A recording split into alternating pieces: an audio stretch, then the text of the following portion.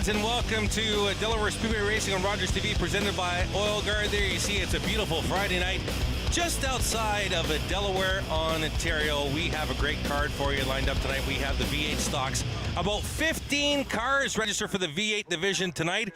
Bone stocks in action, and the Touring Ontario Outlaw Super Late Models. Good evening, Chris Soares. Jordan Maudsley, one of the announcers here at Delaware Speedway, joining us for the heat races tonight. Jordan, before we check in downstairs, give us your thoughts on tonight's card. I'm super excited for the bone stocks. We got 38 of them tonight. That's the perfect number. We don't quite need a last chance qualifier. We're starting them all. It's going to be awesome. Big purse for the V8, so we got plenty of those. A lot of them were really close to that breakout time, so it's going to be an awesome night tonight. All right, let's check in for the first time tonight with our trackside reporter, Joey Langdon. Hey guys, I'm here at the Tech Garage right now, where there was a bit of a controversy during the drivers' meeting.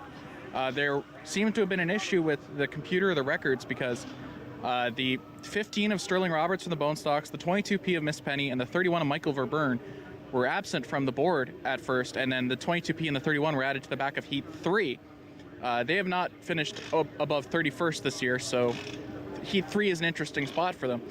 And then Sterling Roberts wasn't on the board at all until after the drivers' meeting, because there was some sort of issue with the records where Sterling Roberts was just missing, even though he's been here for every race.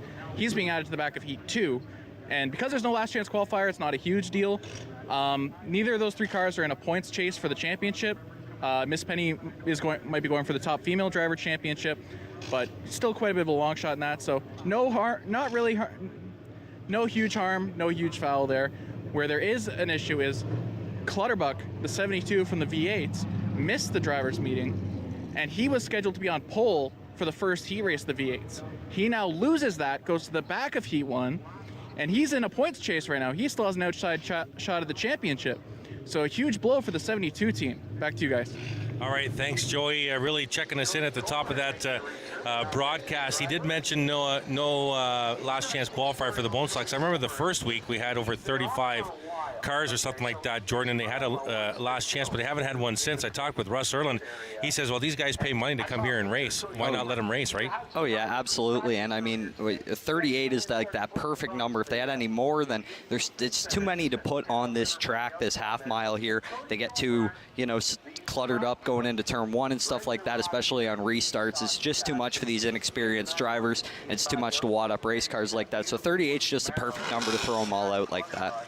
All right, let's go to some standings here as we get set to go racing here at the Delaware Half Mile, the Bone Stock division. Jeremiah Rabideau continues to lead that by 21 points over Joe Lawrence, Phil Givens in third, Chris Lawrence, Nathan Rhea, top five. Any surprises in those standings to you, Jordan? Well, honestly, Joe Lawrence has been the fastest driver all season, but just the issue with a lot of these drivers, and another guy who's not even in the top 10 here, the 55, Craig Cole, it's just been getting through tech at the end of the night. We've had a lot of these guys getting stroked, a lot of our top contenders, and that's really affecting our point standings. Absolutely. We also have the V8 stocks in competition tonight. I'm hearing about 15 cars for the V8 stocks. Now, race fans, if you've been with us, you know this division is that 21.4 second breakout time. If you go faster than that, you're going to get black flagged. You got to go at 21. Is it 21.5 or slower, or 21.4 or slower? 21.4 or slower. Otherwise, that pass-through penalty is going to be incurred. Kyle Mesenberg, your leader right now, also by 21 points over Jeff Ferguson, Ethan Orr in the 95, Chad Clutterbuck, Jordan Morris. Now, there was, I guess it was the 23 driver for the last couple of weeks. He's done for the year, from what I'm mistaken, and I think Ferguson's got another driver. Do you have any backstory on that? I heard the 23 is doing a driver change tonight. It was, who was that last week? I've totally slipped my mind. Who was driving the 23? They got any issue with Clutterbuck. Remember this 23 and the 72? 2 weeks ago, maybe. Yes, so Silverthorne was driving it last week. I heard Silverthorne Jr. Yeah, I heard had a bit of an incident. Reports, unconfirmed reports, that he might be done for the year based on those incidents. So I'm wondering who's going to be driving the 23, but we will definitely find out tonight. Getting set for a big night of racing on a beautiful sunny Friday here at Delaware Speedway. It is Delaware Speedway Racing live on Rogers TV, presented by Oil Guard.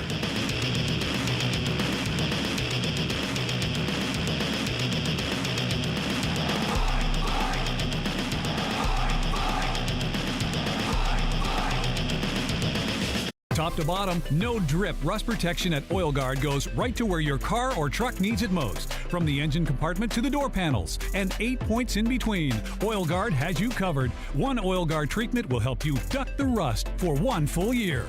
When you choose Pizza Hut, you're supporting a local, family-owned and operated business. We've been serving our community for over 35 years and take great pride in what we do. From our family to yours, thank you for choosing Pizza Hut and supporting local. For 25 years, you've been helping to make our roads safer by doing the right thing. You've been the designated driver, you've stayed over, called home, you've called a cab or a friend, and planned ahead. Let's keep doing the right thing. Support sober driving by getting yourself and your friends home safely. Do the right thing. Visit ArriveAlive.org to find out more. Arrive Alive.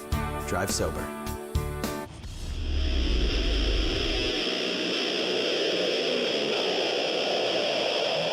Welcome back to Delaware Speedway Racing here on Rogers TV, presented by Oil Guard. Chris Orrs and Jordan Mosley up top here for the heat race. So let's check in at trackside with Joy Lang. Hey guys, so the 23 team, as mentioned, that's Jeff Ferguson's car. Jeff Ferguson is having some medical issues he has all season. That's why Dave Silverthorne Jr. was in the car. Because of the incident last week with Clutterbuck, Silverthorne Jr. is suspended for the rest of the year. They've gotten a replacement driver to fill in for Ferguson because Ferguson still can't drive. He still has his medical issues. So they've got Jeremy Taggart in the car. Not the drummer for Our Lady Peace, a different Jeremy Taggart. But we'll be looking to add his name to the list of winners for the V8 stock class this year. Back to you guys. All right, thank you very much, Joey. Chris Orrs, Jordan Maudsley joining us for the heat races. Jordan's going to go trackside for the features to do what he's paid for, and that's announcing here at Delaware Speedway. Before we get to the lineup for the first V8 stock heat race, how's it been with the announce team for the 2022 season? Oh, it's been awesome. Justin and Jamie and I, we've been running things around the track here. We've been having a great season out here. A lot of amazing shows and just some great crowds, and it's lovely to see that coming back from COVID and everything. It's just been awesome to see out here. So when you're on the air with me or you're talking professionally, do you refer to your dad as Jamie? Yeah, usually it's kind of 50-50 back and forth. All right, we have cars on the track. It is the opening heat race. It'll be the V8 division. And remember, this is the 21.4 breakout time, 21.4 second lap time or slower. You're good to continue on. If you go faster, you're going to get a black flag. On the track, we have the number 2. That's Doug Stewart. On the outside will be the 17 of David Rockwood. The 15 is Dave Evison, inside row number 2. The 5 is Rob Starr. Nice to see multiple, well, we should have 2 heat races, I would imagine, for the V8 stocks. Who do we got here? We got the 33s back. That's Paul Fothergill. Good to see him back.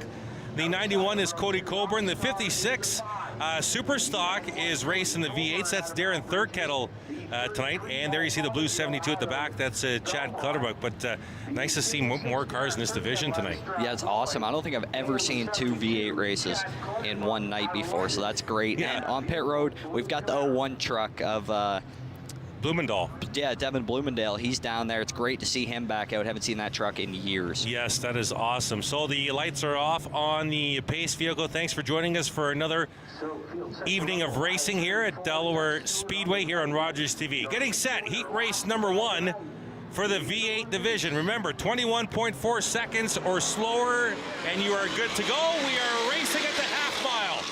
Yeah, the crazy thing was 11 of the 14 drivers actually broke out in practice, so we'll see what happens as they make their way down the backstretch. Doug Stewart going to be able to step away from the 17 Rockwood as they work into turn 3. Yeah, Stewart out front, Rockwood trying to duck in below. Side-by-side battle for third. They'll come around and complete the opening lap. Let's get to look at some times here.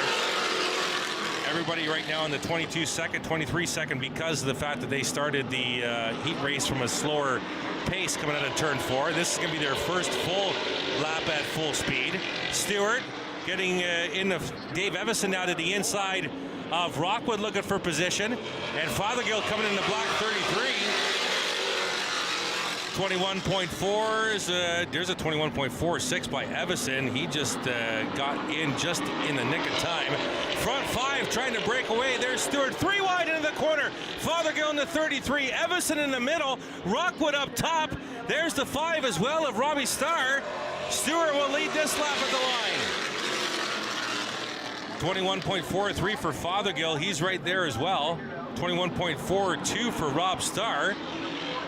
Pack of 5 still at the front here. 10 laps in this heat race. Race fans. Stewart in the 2, Rockwood 17, Fothergill 33, Evison in the 15, Starr in the 5.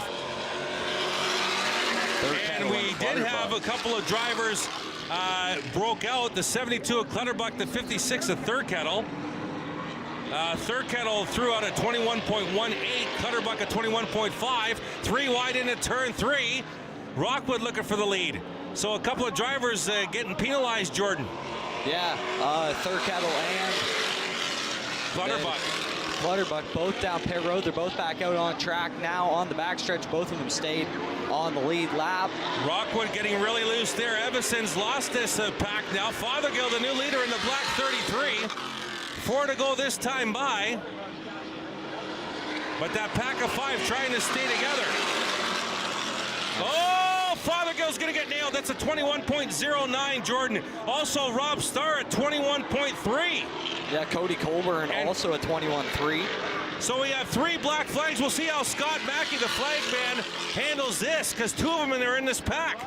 So black flag to the 33, and black flag to the 5, and black flag to the 91. So Scott Mackey busy on the flag stand that time by. Had to nail 3 cars in a matter of 50 feet. Absolutely, and that should turn the lead over to David Rockwood. He's got pressure out back from Dave Evison. Yeah, so Rob Starr, Jordan didn't, I don't think he knew that flag was for him. He's going to get it again.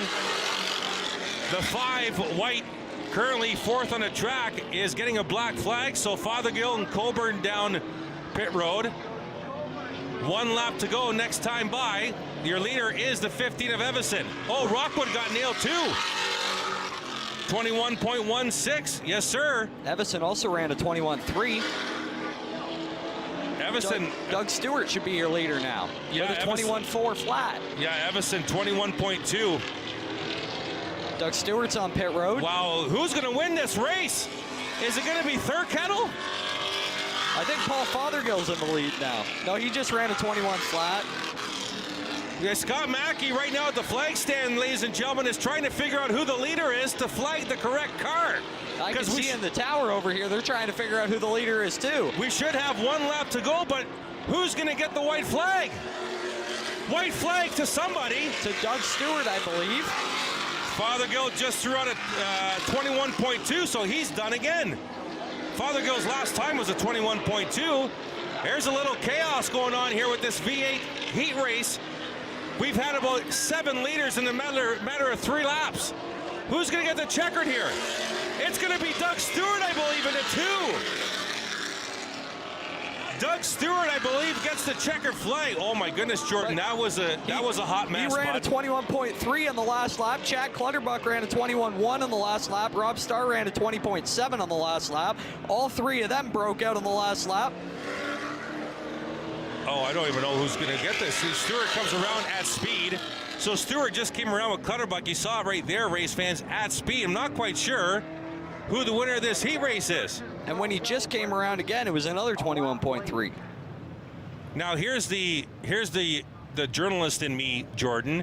Is this creating another problem with more cars? Well, it's definitely not the 15. He broke. See, and I can hear your dad on the house speaker saying he's trying to figure it out too. Is it the 15? I don't think it's the 15. It's not Evison. I think it is. Is it? His last time was a 24.0. No, they've sent him away, Jordan. Who's the leader of this V8 stock heat race? Oh, they don't know. So we're trying to figure out. The scorers don't know. So I'll pose the question again to you, Jordan Maudsley. Is this causing an extra problem here? I think after this week, we're definitely going to have to lower that time. We haven't had this much of an issue because we've only had 3 or 4 cars before. Good with point. This many cars and all these cars being able to break that time. Either these guys are going to have to figure it out and find some way to make these cars a little slower or drive a little slower, or we're going to have to decrease or increase that time just a little bit. Like even, and we saw the example with flagman Scott Mackey. He had the black flag 3 cars in a 6-car spread of about 50 feet. But we did see that 2 of the 3 cars got off the track really quickly. You can definitely tell who is using the one-way radio that is mandatory around here at Delaware. And the winner is the 33 of Paul Fothergill. Just heard the announcement, so Fothergill will win that heat race. Race fans, if you want to ask me why, I will not have an answer for that because I just don't know. He broke out less than the rest, I guess. Yeah, I guess so. We were just counting amount of breakouts, and that's how we calculated. Wow, that is unreal. We have cars on the track now for V8 stock heat race number 2. The 95 is the car of Ethan Orr. The 73, Jordan Morris, outside row number 1. The 23 being driven tonight by Jeremy Taggart. The 9, let's go for some clarification. We're hearing Joey might have some help with us. Joey? I would love to help. I have the opposite. Paul Fothergill has not officially won. That's just Jamie Maudsley's guess. The race is still under investigation. There is no official scoring yet. Well, Joey, we just got the word from the scorer's booth beside us, and it is Paul Fothergill officially now. So just wanted to let you know the scorer's table that's right beside the announcer table in the booth beside us confirmed 33 Paul Fothergill. So as long as we got that confirmed, we're good. And thank you, Joey, for helping out there. We appreciate it. The 01 truck at the back, that's Devin Blumendahl. Jordan mentioned it earlier. Nice to see him back. The 87, the 07 is Nick Ramsey. The 810. You said that Kyle Mesenberg's not running that car. Is that correct? Jordan, do we have a confirmation on who's driving that car? Yeah, Jeremy Taggart in the 23, but is it Mesenberg in the 810 tonight? Not quite sure who's in the 810 yet. I don't believe it's Metzenberg. Okay, he's listed under our scoring monitors as in the car, but we'll have to wait and see. But we are racing with the V8 Stocks Heat Race number 2. And it's Ethan Orr out front being challenged by Jordan Morris. Yeah, I don't think that's Mesenberg in the 810 because the 810 looks off the pace already. Yeah, and Jordan Morris has been having engine problems all year, so we'll see if they've got things figured out in that 73 car. 73, Jordan Morris. The 23, Jeremy Taggart. The 07 of Ramsey. And the field going down the back. Ethan Orr with a nice healthy lead. Morris to second. Ramsey on the outside of Taggart, side by side for third. Then it's the 810. We're trying to find the driver of the 810 race fans, and then Devin Blumendahl in the 01 truck at the back of this field as the field works turns 1 and 2. Half the track in daylight, or sunlight, sorry, half the track in shade, so definitely different conditions around this half mile. Everybody's single file in the front 4. Now Blumendahl to the inside of the 810 at the back. There you see at top of the screen. Ethan Orr is your leader. Morris in second. Ramsey third. Taggart in fourth. Jordan Morris just broke out in the 73. So we have some breaking out. But we had Ramsey. Ramsey broke out 21.28 as well. So Ramsey might be getting 1-2. We have black flags coming. Yes, we do. We look at the flag stand. Oh, he called them both. Morris and Ramsey were side by side at the flag stand, and Scott wiggled the flag at both of them. Black flags for the 07 and the 73. That'll leave Ethan Orr. No, Ethan Orr got black flagged as well. He's down on pit road. Ramsey didn't take the black flag. I don't think Ethan Orr knew who the black flag was for, so I think he came down. But Jeremy Taggart also broke out on his last lap, so Devin Blumendahl should be the leader right now. Wow, Devin Blumendahl in the 01 truck. Haven't seen him all season long. Should be the leader here. As he rolls down the back, the 23, Jeremy Taggart. He should be getting a black flag, and he's going to get it right now. Scott Mackey looking right at him. Black flag to the 23. The 01 truck all by himself by a full straightaway in the lead. Yeah, and him and... oh, no, he just broke out. And he hit the wall on the backstretch. And he hit the wall, but he just threw out a 21.3, Jordan. So Blumendahl's going to get a black flag here. So now... potentially Kyle Metzenberg takes over the lead in the 810 because he's been sitting back there running 23-second laps in currently our championship leading car. I'm trying. How would you like to be in the head of Scott Mackey right now and what he's thinking? All these he hasn't waved this many black flags in one full season as he is tonight. He's waving yellows in a bone stock race right now. Yeah, absolutely. So we have, I believe, the leader is the 810 just cruising around. Out of turn 4, 2 laps to go this time by. But we're in a situation here where the 810 might get caught by some of these faster cars because they're running 3 seconds a lap faster. Yeah, we're trying to confirm the driver that 810 I don't think it's Kyle Mesenberg. It may be, but we need confirmation. Last time by 24.4 second lap time. But here comes the chasers now. White flag this time by for the 810. I think Ethan Orr's a lap down. Ethan Orr, there you see Ethan Orr and Jordan Morris right there on your screens coming out of turn 4. White flag on the speedway. And the 810 down the back with half a lap to go here. Ethan Orr closing closing fast on the 810 through turns 3 and 4. Checkered flag in the air. It will be the 810. We believe it may be Kyle Mesenberg, but we're not sure. We heard it might have been a substitute driver tonight. Whoever that is just won their first heat race. We don't know who it is, but that's their first heat race win here at Delaware. So if you had the over-under on the amount of black flags in heat race number 2 and you picked under 7, you win. I'm not sure what you win, but you win. We have 14 cars, and I'm pretty sure we had about 26 breakouts. That's unbelievable.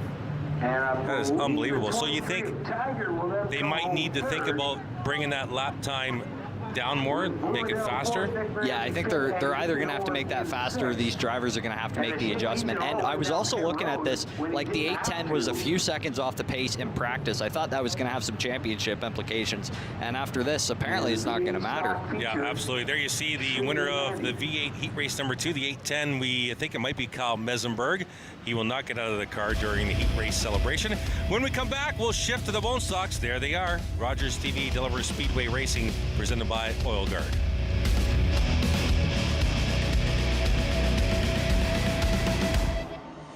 Motorists across Ontario trust Oil Guard Formula 2 No Drip for proven rust protection. Oil Guard has been road tested against Ontario winters by hundreds of thousands of vehicle owners just like you. Oil Guard knows how to help you duck the rust. Don't get caught unprepared this summer. White's Rental is your one-stop shop for lawnmower tune-ups and repairs. You can visit us at our new location, 785 Little Simcoe Street. Looking for the best way to get the Major League Baseball games you want to watch? Rogers Super Sports Pack has you covered. With MLB Extra Innings, you'll have a premium ticket to out-of-market regular season games with all games available in HD. Don't miss the action from the games you want from both the American and National Leagues. MLB Extra Innings, part of the Super Sports Pack. For only $35.95 a month, Rogers customers get all this for one all-inclusive price. Order using your remote starting on channel 431 or visit Rogers.com today.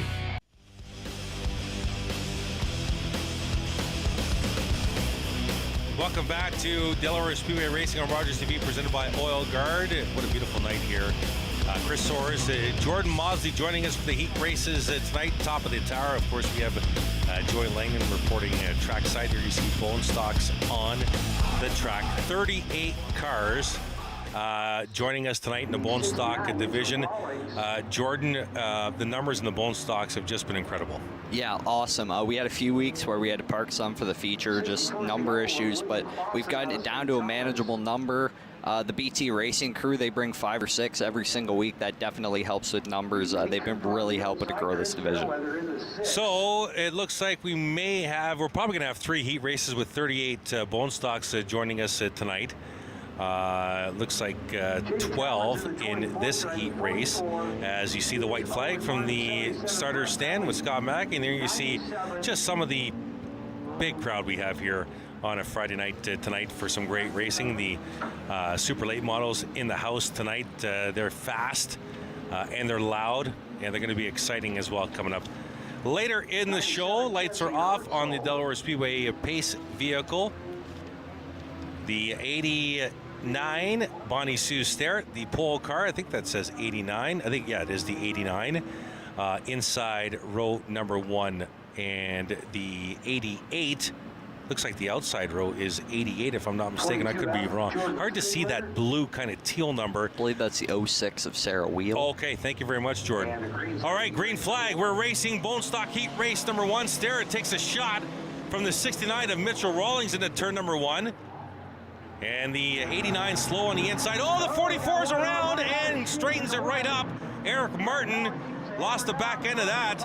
Quick leader, Jaden Chapman, the late model driver, driving some bone stock tonight, Jordan. Yeah, they've got an off week, so he decided to come have some fun. Sarah Wheel, how about her? Back there in second. Fairweather in that beautiful Fiat back there in third. Yeah, so the front three trying to get away, but it's Jaden Chapman, the regular late model driver, out to almost half a straightaway lead now over Sarah Wheel in the 06. Fairweather in the 9. So it's a Fiat Mini, right? Yeah, and a beautiful Fiat at that. Two-face, that's what he told me the paint scheme he was going for. Nice. So the bone stocks working heat race number 1 here. A couple of laps in the books out of this 10-lap heat race. And there you see the 24 out front. That is Jaden Chapman doing a little bone stock duty tonight, and he gets loose through 3 and 4 and caught it. The bone stocks can't corner like the late models, Jaden. But they recover. Yes, absolutely. He'll go into turn number 1, 7 to go here. And a pretty healthy lead right now on the 06 of Sarah Wheel, who's now being passed by Fairweather. Almost a full straightaway lead for the 24. There's that battle. It's Fairweather in the Fiat Mini in the 6. Sarah Wheel in the 06. There you see the leader, Jaden Chapman. And there you see the battle for second. Mitchell Rawlings coming up behind them in the 4th spot as well. There you see Mitchell in the black car, the 69. 2nd, 3rd, and 4th on your screen right there. Halfway through next time by for the 24, Jaden Chapman. Very comfortable out front. He might be someone to reckon with those faster cars in the feature tonight. Yeah, the thing with those one-off drivers who just show up for one race, they get to start at the front of the slow heat, so they usually have some success in the heat races, but when it comes feature time, they're up against the fast cars. That's when they seem to struggle. All right, so it would be very interesting to see how Jaden Chapman does later on this evening in the bone stock competition. 4 to go this time by for the 24. He takes the 4 to go. There you see the battle. Oh, we got a problem with it. Caution on the speedway. Is it the 4 car? Oh, turn 2. The 64 is around. In turn number 2, William Clausen in the yellow 64. And we'll have caution on the speedway. That's the first caution. Take us through the replay here, Jordan. Well, honestly, he's been struggling through 1 and 2 since he started running a car out here. Started here last year. He's looped it around there quite a few times. If you see the left front of that car, he tore it off on somebody in practice. Had a bit of an incident there, but he's just struggled through 1 and 2. Him and I have talked about it a couple times. He's working on it. They've been improving that car slowly. Average finish from last year to this year is just astronomical for them. So they've really been working on that 64 car. Is it the way the track is laid out? Maybe that he's having more difficulty. As we know, it's egg-shaped here at Delaware Speedway, so the distance between 1 and 2 is shorter than 3 and 4. Could that be a small variable, maybe? Yeah, and a lot of drivers, especially him, I was talking to him, he gets comfortable and he doesn't look at the flag stand when he's going by. So sometimes he gets a little mixed up whether he's going into 3 and 4 or 1 and 2 and doesn't know how much speed to carry. Oh, really? And that's what's causing him to have to buckle down and loop it around there in 1 and 2. Okay.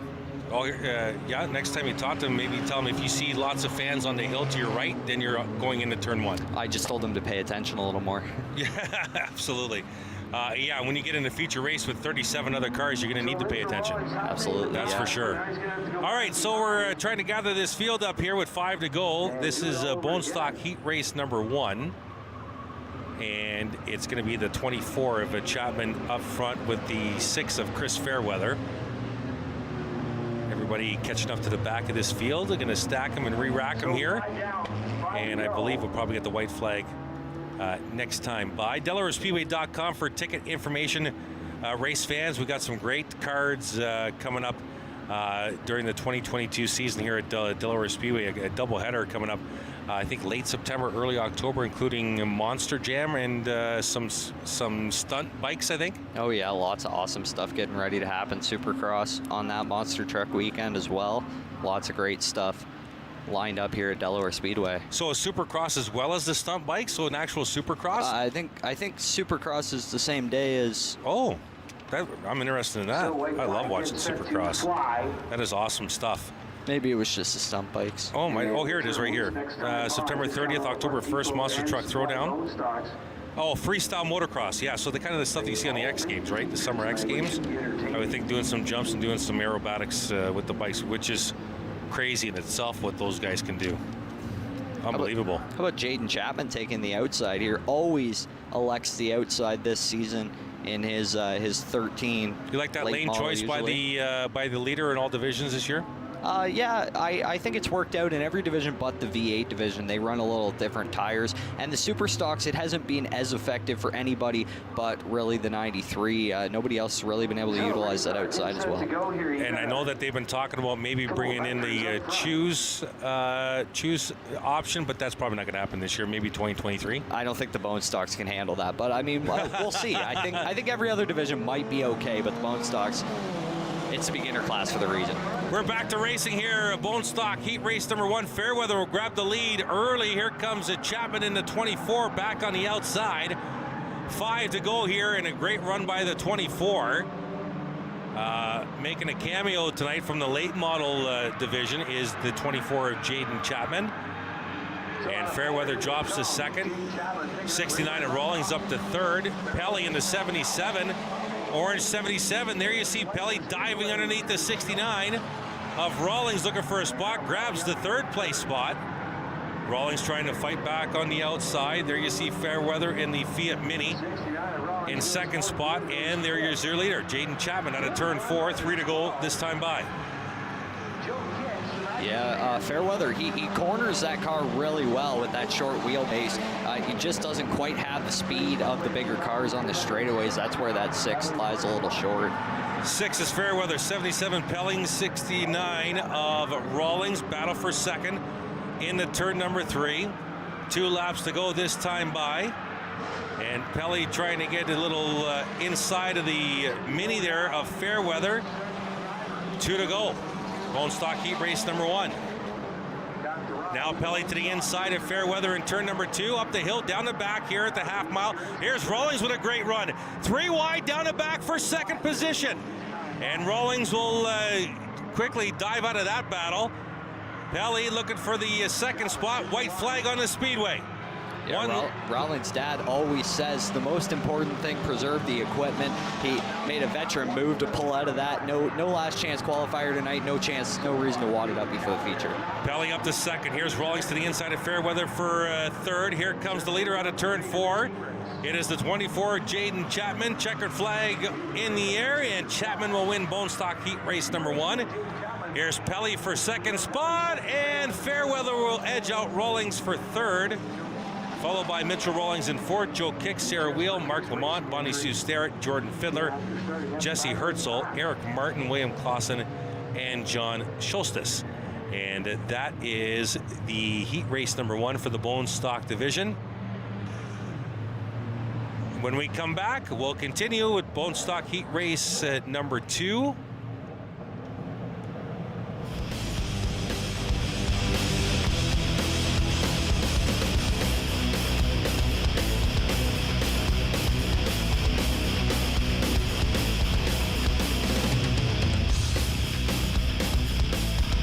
OilGuard's Formula 2 No Drip stays where the technician puts it, protecting your car or truck from the ravages of rust.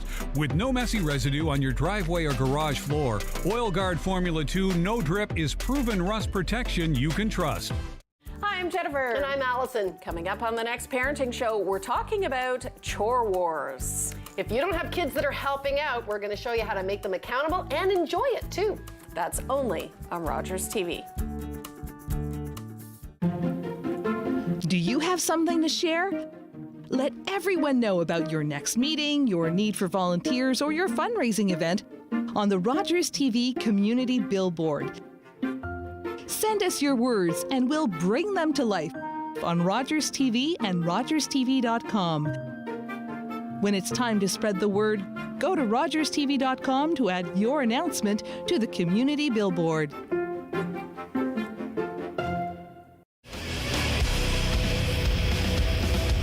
Welcome back to Delaware Speedway Racing on Rogers TV, presented by OilGuard. Thank you for joining us on this beautiful Friday night. Let's check in downstairs with Joy Langdon.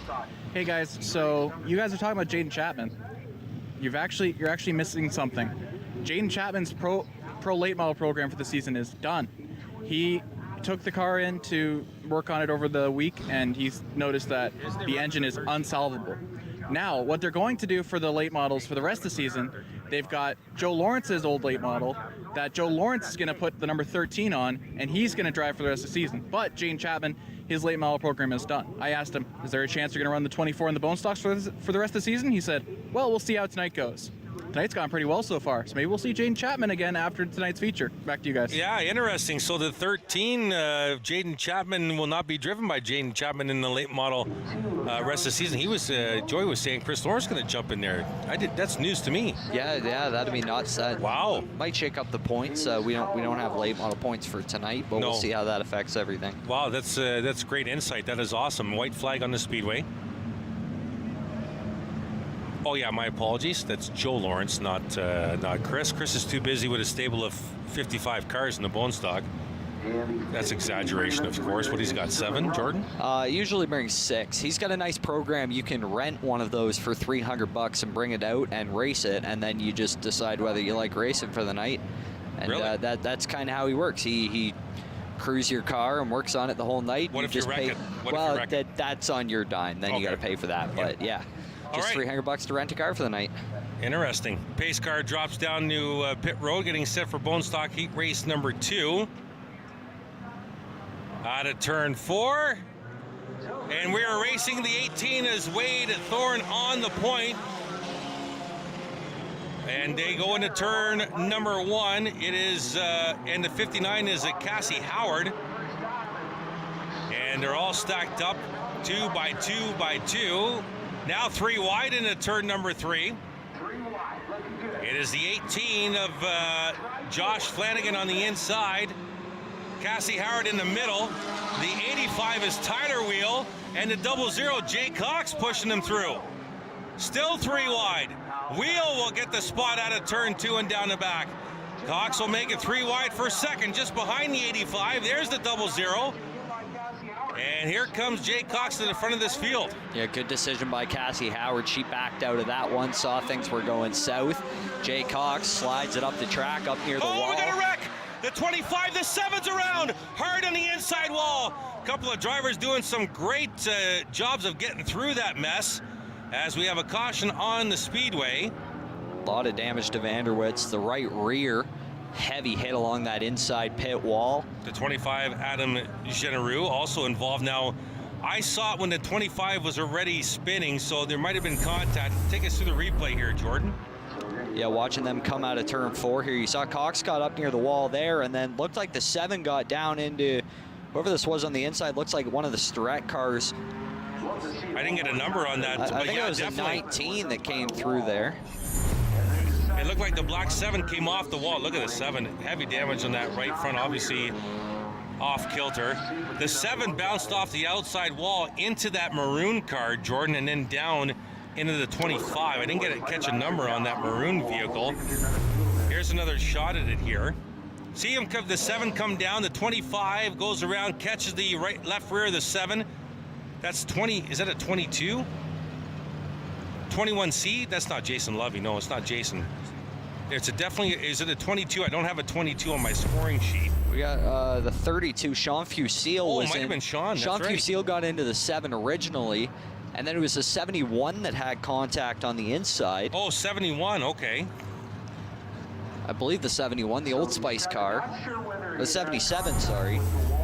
And here we go one more time, race fans. Coming out of turn 4. The 7 is loose. Did not hit the wall. Got loose, got down. Take us through the rest, Jordan. Yeah, and then you can see the 11. The Old Spice car got through there. He clipped the 7 just a little bit. Genero got caught in the middle in the 25 there. And then Vanderwitz just got into the inside wall. Nothing he could do. Yeah, that was, I don't think that's a 77. I think it's remarked as a 17. Colin Willems, maybe. Oh, was it the 11? Rob Wollaston. So Wollaston getting into that a little bit as well, as we have caution with 2 laps complete here. Bone stock heat race number 2. Let's go trackside to Joey. Hey guys, so I guess I'm slightly out of date information now, but Adam Genereux in the 25 been the surprise of the year in the bone stock division. He's in 10th in points right now with the highest finish of the year of 13. Oh, hang on, we got the 7 over here who's beating up his car. really frustrated, just punched his car, kicked it. He is not happy with the wreck that just happened. Pete Vanderwitz Jr., one of our really young drivers. There's Jamie Cox there too as well, the father of Jay Cox. Go ahead, Joy, if you can still hear us, continue on, sir. So anyway, Adam Generou, he's told me before, because he drives the only Mitsubishi, and he's the only guy out here who brings 0 pit crew members, 0 teammates. It's a one-man show. It's the Adam Generou team.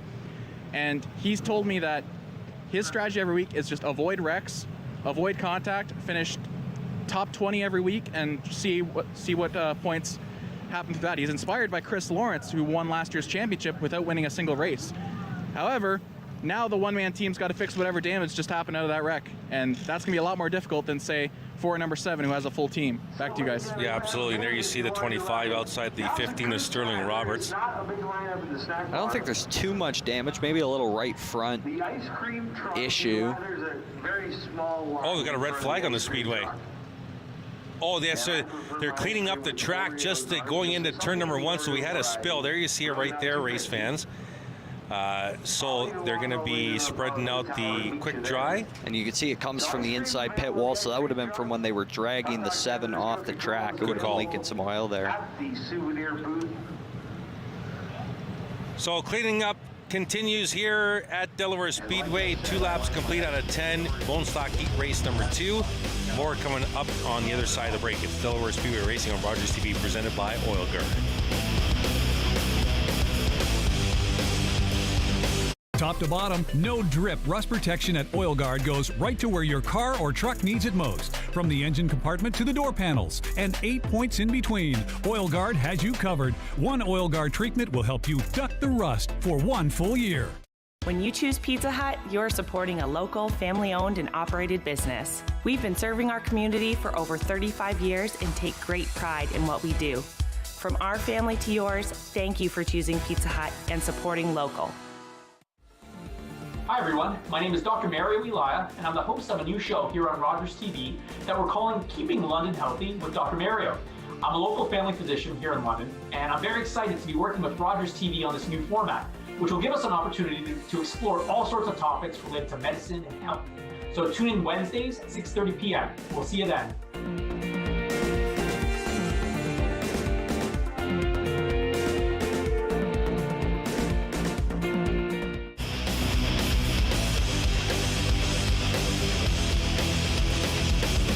Welcome back to Delaware Speedway Racing on Rogers TV, presented by Oil Guard. We've gone from a red flag status to yellow flag caution status. Let's go trackside. Joey Langdon. Here with the number 4 stock, John Schulteis. John, you have quite a bit of racing experience. We've seen guys out here. We've seen dirt guys. We've seen go-kart guys. We've seen short track guys. We haven't seen a sailboat guy coming in doing the bone stocks. You also have a long car racing experience. What does it mean to be back racing here at Delaware? Well, you know, it's really exciting. And even though I'm going fairly slow, it still seems fast compared to sailboat racing, of course, right? So it's exciting, and I really enjoy it.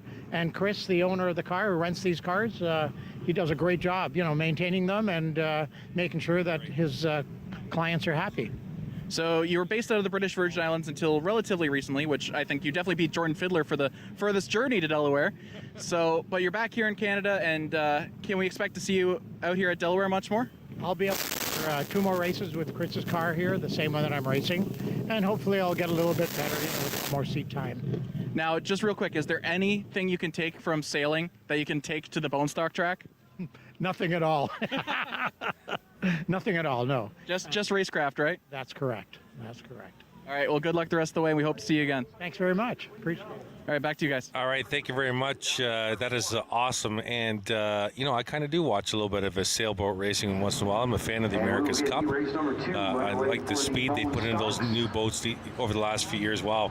And they just hover on the water. I don't know if you've ever seen that, Jordan. Yeah, I fall down that rabbit hole on YouTube every once in a while. Yeah, once in a while, eh? That's unbelievable. So we are under caution here. Bone Stock Heat Race number 2, Chris Orrs, Jordan Maudsley. Jordan's joining us for the heat races. Then he's going to hop back into his normal role here at the Speedway for the features and go down trackside and announce for the fans in attendance. As I believe we're going to have, yes, we're going to have one more heat race for the bone stock. So 3 heat races, and then the visiting Ontario Outlaw Super Late Model Series. This is going to be awesome here, race fans, as they're going to bring the cars over. There's 2 different pathways of that stuff. And let's go trackside to Joey. Hey guys, so I just heard Jane Chapman has been disqualified from the first heat race. Apparently overweight on the left side of the car. So I have to go check to see who will be classed as the winner. But Jane Chapman, the winner of that last heat race, disqualified, is not the winner of the first heat race. Back to you guys. Yeah, thank you. So that might mean Brent Pelly gets that win, because Pelly finished second, if I'm not mistaken, in that battle, right? And with fair weather? That's crazy. Another disqualification this year. That makes 7 for the bone stock division, yeah. So why is that happening? People just trying to take shortcuts, Jordan, or what do you think? Craig Cole's had a lot of issues. He had issues with 2 separate cars. He failed tech in both of them. That was one big problem. Jordan Willems had issues. Jordan Morris had issues. They're all small things that shouldn't really matter, and that a lot of people who don't normally, look under the hood of race cars, they wouldn't normally recognize those things or think they have any difference. But some of these guys use those things to their advantage, and they're really good at it. Yeah. All right, so we have 1 lap to go here before we turn bone stock heat race number 2 back into green. The 85 is a Tyler Wheel inside row 1, the 00 Jay Cox outside that row, and then the 59 of Cassie Howard, the 18 of Josh Flanagan. Pace car on the pit road. Field comes out of turn 4 looking for the green flag from the starter's stand. We're green, we're racing with the bone stocks heat race number 2, 8 laps to go. And Wheel will lead the pack into turn 1. Here comes Jay Cox. My goodness. It's like he didn't even touch the brake into turns 1 and 2 and has the early lead in the big one down the back, Jordan. Yeah, Tyler Wheel runs second. Josh Flanagan, big push off the start as well in the 18. He'll move into third. It looked like Jay didn't even touch the brakes into turn 1. Everybody else was slowed down. Look how hard he goes into turn 1 as well. King of the hill style. Yeah, absolutely. The 00 Jay Cox way out in front. Heat race number 2. The sun almost down below the tree line now. The track almost completely in the shade. As Cox will bring the field out of turn 4. Tyler Wheel in second spot. 17 is Colin Wilms up to third. 18 Josh Flanagan. The 07 Jack Dixon. That's your top 5. They work through 1 and 2, 6 to go right now. Out front, all Jay Cox. He's got a half a straightaway lead over Tyler Wheel as they work down the backstretch. Jack Dixon making a pass for 4th on track. He's under Josh Flanagan. That's your battle for 4th. Yeah, there you see the battle right there on your screens. Flanagan going high in turn 4. Cassie Howard in the 59. They're trying to take advantage of the 18. Dixon up a spot. The leader, almost half a straightaway lead now, the 00 of Jay Cox into turn number 3. Pretty good battle for second spot as well. There you see it. It's like the guys in the truck know exactly what we're going to talk about before we even get there. Tyler Wheel in the 85. Colin Wilms in the 17, battle for second. And here comes Wilms, bonsai move to the outside. Had to hit the brakes eventually. And he'll close back in on the back bumper. Tyler Wheel in the 85. 3 to go this time by. There's the leader, Jay Cox in the 00. Yeah, leads by, again, half a straightaway. Lots of Humpty under that 00 this week. He's got it working well. Here's the battle for second. Diving inside is Wilms to the inside of Tyler Wheel. Wilms in the 17. Wheel in the 85. Down the back. Into turn number 3. Wheel will go in there with a little bit more speed. 2 laps to go this time by. Whoa, Tyler Wheel really up high. And they're about to get some company. Jordan, here comes the 07 of Jack Dixon into the picture. Yeah, and Dixon started way back in the pack. He's been making his way through the field in the 07. Impressive run by him. Wheel trying the crossover. He takes a peek to the inside of Wilms down the backstretch into 3. Yeah, a lap and a quarter to go here in this bone stock heat race number 2. There's the leader, Jay Cox, just took the white flag. Battle for second on your screen. Colin Wilms in the 17, Tyler Wheel in the 85, Jack Dixon in the 07. Up the Delaware Hill in turn number 2.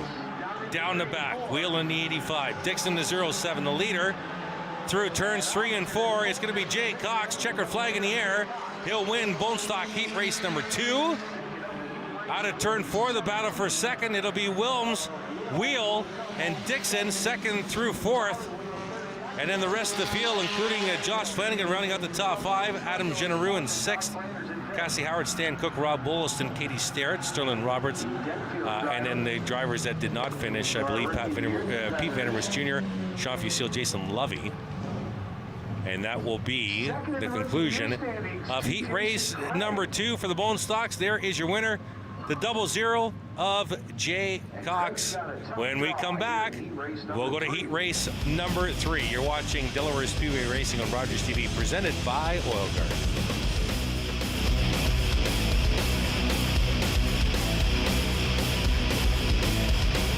Motorists across Ontario trust Oil Guard Formula 2 No Drip for proven rust protection. Oil Guard has been road tested against Ontario winters by hundreds of thousands of vehicle owners just like you. Oil Guard knows how to help you duck the rust.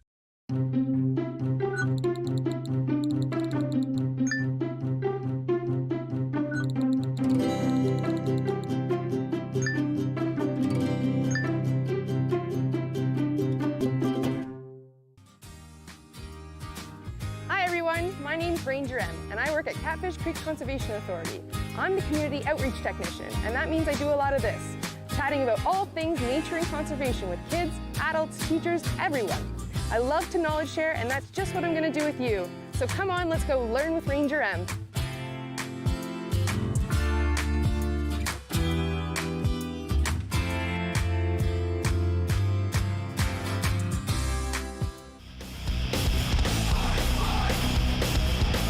Welcome back to Delaware Speedway Racing on Rogers TV, presented by Oil Guard. There's some of the fans here sitting on the hill. I believe that's my blanket. I'm gonna have to find out if that's indeed the case. Chris Orr's, Jordan Maudsley on the tower. Let's go trackside, Joy Lane. Hey guys, the number 77 Bone Stock, and Brent, I've heard you're now a race winner. Is that right? Yeah, even a blind chicken finds a piece of corn once in a while. Yeah, we've been working really hard on the car, and we've had some ups and downs this year, but we were able to place in second place for the heat race tonight, and hopefully that'll pan out well for the feature, and hopefully our car will hold together for us, and possibly maybe keep us in contention this evening. So like I said, if we can pan over to your car here, it's been an up and down year for you and your team, but what does it mean for you and your sponsors and your team to get a race win here on Rogers TV? It's a lot, really. It gets, it's wonderful you guys are doing this, so it gives an opportunity to promote local businesses around Sarnia, as well as our division sponsor, which is Discounted Auto Parts Deep One Supply. And, it's great that Delaware is able to put this on for us every week, and we've come back and said, if you're going to keep doing it, we're going to keep showing up with the numbers. So I think we had 34 cars show up tonight. I think it's fantastic. All right, good luck tonight. Good luck the rest of the way. Maybe we'll see you here in victory again. Sounds great. Thank you very much. Back to you guys. All right, thanks, Joey. And Brent Pelly, the driver of the 77, getting set Bone Stock heat race number 3. It's Nathan Rhea on the pole in the green and black 26. Green flag on the speedway. We are racing. Quick jump, though, by the 03 of Matt Langford into turn number 1 on the outside. Rhea fighting back on the inside. There's Jordan Williams on the 92. Side by side, down the back here. This is the faster of the 3 heats. The points leader, Jeremiah Rabideau, in this heat. He's in the 6th spot in the black number 5. There you see him.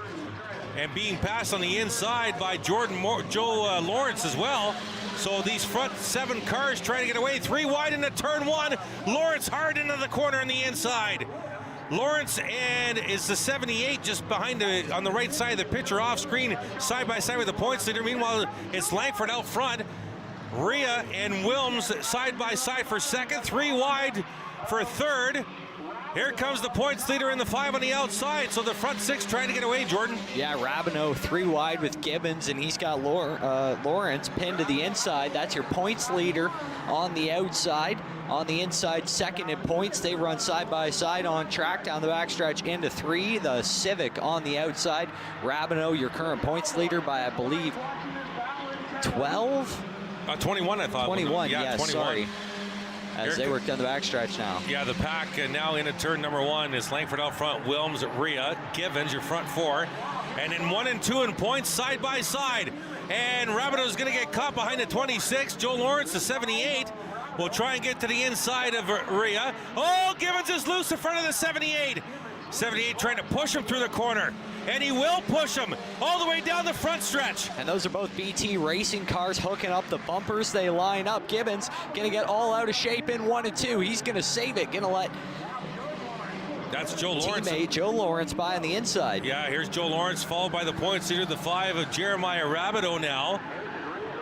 And contact. That 50's really loose, Jordan. It's been all over the place the last couple of laps. Rabideau got into his right rear right there. That got Phil Gibbons up the track and out of shape in the 50 car. Gibbons comes right back, and he spins Rabideau. So we're not sure. And Rabideau contact with Chris Lawrence in the 28. But Rabideau saved it. He was fully around. He gets back going in the Civic. He gets going straight. I believe he dropped back to 7th or 8th place there. Caution on the Speedway, though, for something. I think they're going to throw the caution anyway here. I don't see anything on the track. That might have been a little payback on the 5 by the 50. Let's go to the replay here. The 50 going in hard here, gets the left rear of the 5 of Rabideau. He's almost fully around. Then he comes in contact with the 28 of Chris Lawrence. And no other car in any other division at this track can make a save like that. Wow. What a save by Jeremiah Rabideau, the points leader. About a half a lap before that, race fans, the 5 got into the 50 in turns 3 and 4, got Gibbons sideways. Maybe that was a little payback. Who knows? We're not behind the wheel, so we can't tell you the answer to that. But we can tell you it's caution. Oh, and here, let's see if we have this. Oh, here's the incident before. 50 is Gibbons, 5 is Rabideau. So contact in the left rear tire of Gibbons by Rabideau. Now they're going to come down the front stretch. And Gibbons go a little bit heavy into turn number 1 and get the left rear of the 5. Right there. And spins the 5 of Rabideau. And you saw Rea got into the 28 of Chris Lawrence. That's what shoved him into the 5 of Rabideau. All those cars still on track in the positions they were in when the incident happened. We still don't know what the caution was for. So we saw both. The contact in turn 3, contact in turn 1, you think that was payback? Well, I think the contact in turn 3 was definitely incidental. It looked like Rabideau just got in there a little too hot and got into Gibbons. In turn 1, that looked like Gibbons was definitely going after him, but a heck of a save by Rabideau. Great job keeping that 5 car pointed straight. So we have 5 laps complete, 5 to go in Bone Stock Heat Race number 3. And then we're going to go to the Super Late Models. Up next, the Ontario Outlaw Super Late Model Series getting set to do battle right after we finish up with the Bone Stock Heat Race competition, part of the evening. So lights off now on the Delaware Speedway Pace vehicle with 5 to go. Your leader is Matt Langford in the 03, Jordan Williams outside row number 1, and it's Joe Lawrence in the 78. Right beside Jeremiah Rabideau in the 5. So second row side by side, 3rd and 4th on the track, 1 and 2 in the points is the 5 and the 78. The last 2 years, a lot of bone stock wins came out of these front 4, so watch them fire off quick. Pace car ducks down on the pit road, looking for the green flag from the starter stand around turn 4. With 5 to go. Langford, the control car. They mash the gas. A good jump by the 92 of Willems. The front 4 will go into turn 1 all together. Willems a little hot in the 92, trying to get around the 03 of Langford. And he'll do just that. Jordan Willems to the lead. Rabideau and Lawrence trying to split the 03 now. Rabideau to the outside, looking for the second spot. It's the 5 of Jeremiah Rabideau, the 03 of Matt Langford out of turn 4. And Rabideau will get that spot momentarily. Joe Lawrence now ducks behind the 5. The points leader now goes back to the inside. They'll go down the back. This battle's still on for second. Langford in the middle now as Lawrence sticks it in on the inside. Langford's gonna back out. Like your 2 points leaders move on. Lawrence still in that battle with Langford for 3rd. Rabideau's going to move away for 2nd. He moves up into the battle for the lead with Wilms. They work through 1 and 2, 3 to go. Yeah, Lawrence on the inside of Langford for the 3rd spot. Here comes the points leader. Right on the back bumper, the 92. Tries to poke a nose inside in turn 3.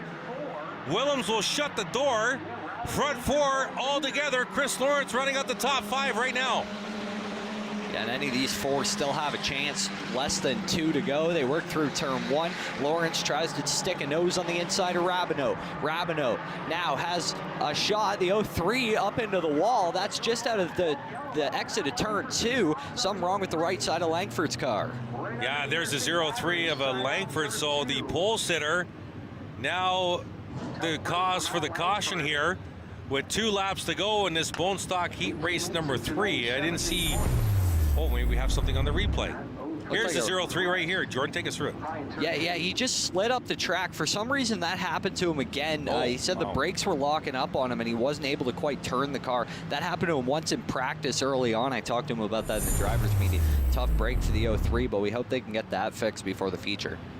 Yeah, so the 03, you can see him locking up the right front, too, going up the hill in Delaware, the turn 2 hill here at Delaware Speedway. So, sounds like Matt Langford's okay. So we are under caution here with 2 to go. Bone stock heat race number 3. Plenty more to come. Don't go away. It's Delaware Speedway Racing on Rogers TV, presented by Oil Guard.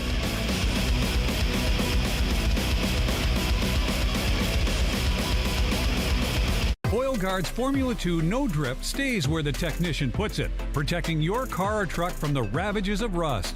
With no messy residue on your driveway or garage floor, Oil Guard Formula 2 No Drip is proven rust protection you can trust. Rogers TV has given me a ton of opportunities, including meeting new people, getting involved with my local community, and trying a ton of variety of different production roles, such as graphics, camera, and audio. Do you have something to share? Let everyone know about your next meeting, your need for volunteers, or your fundraising event on the Rogers TV Community Billboard. Send us your words and we'll bring them to life on Rogers TV and rogerstv.com. When it's time to spread the word, go to rogerstv.com to add your announcement to the Community Billboard.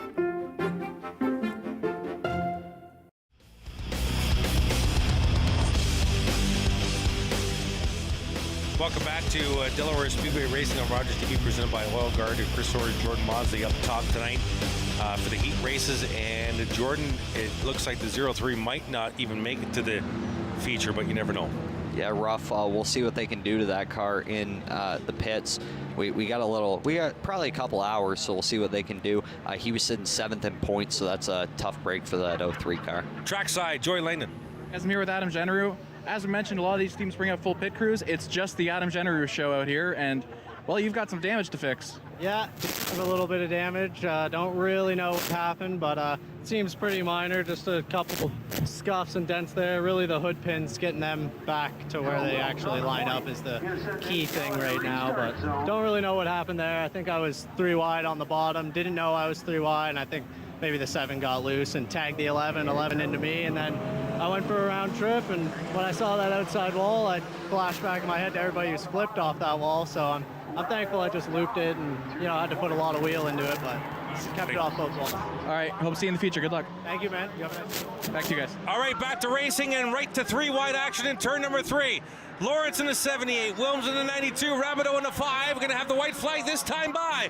Here comes the points leader on the outside, and he'll grab the lead into turn 1.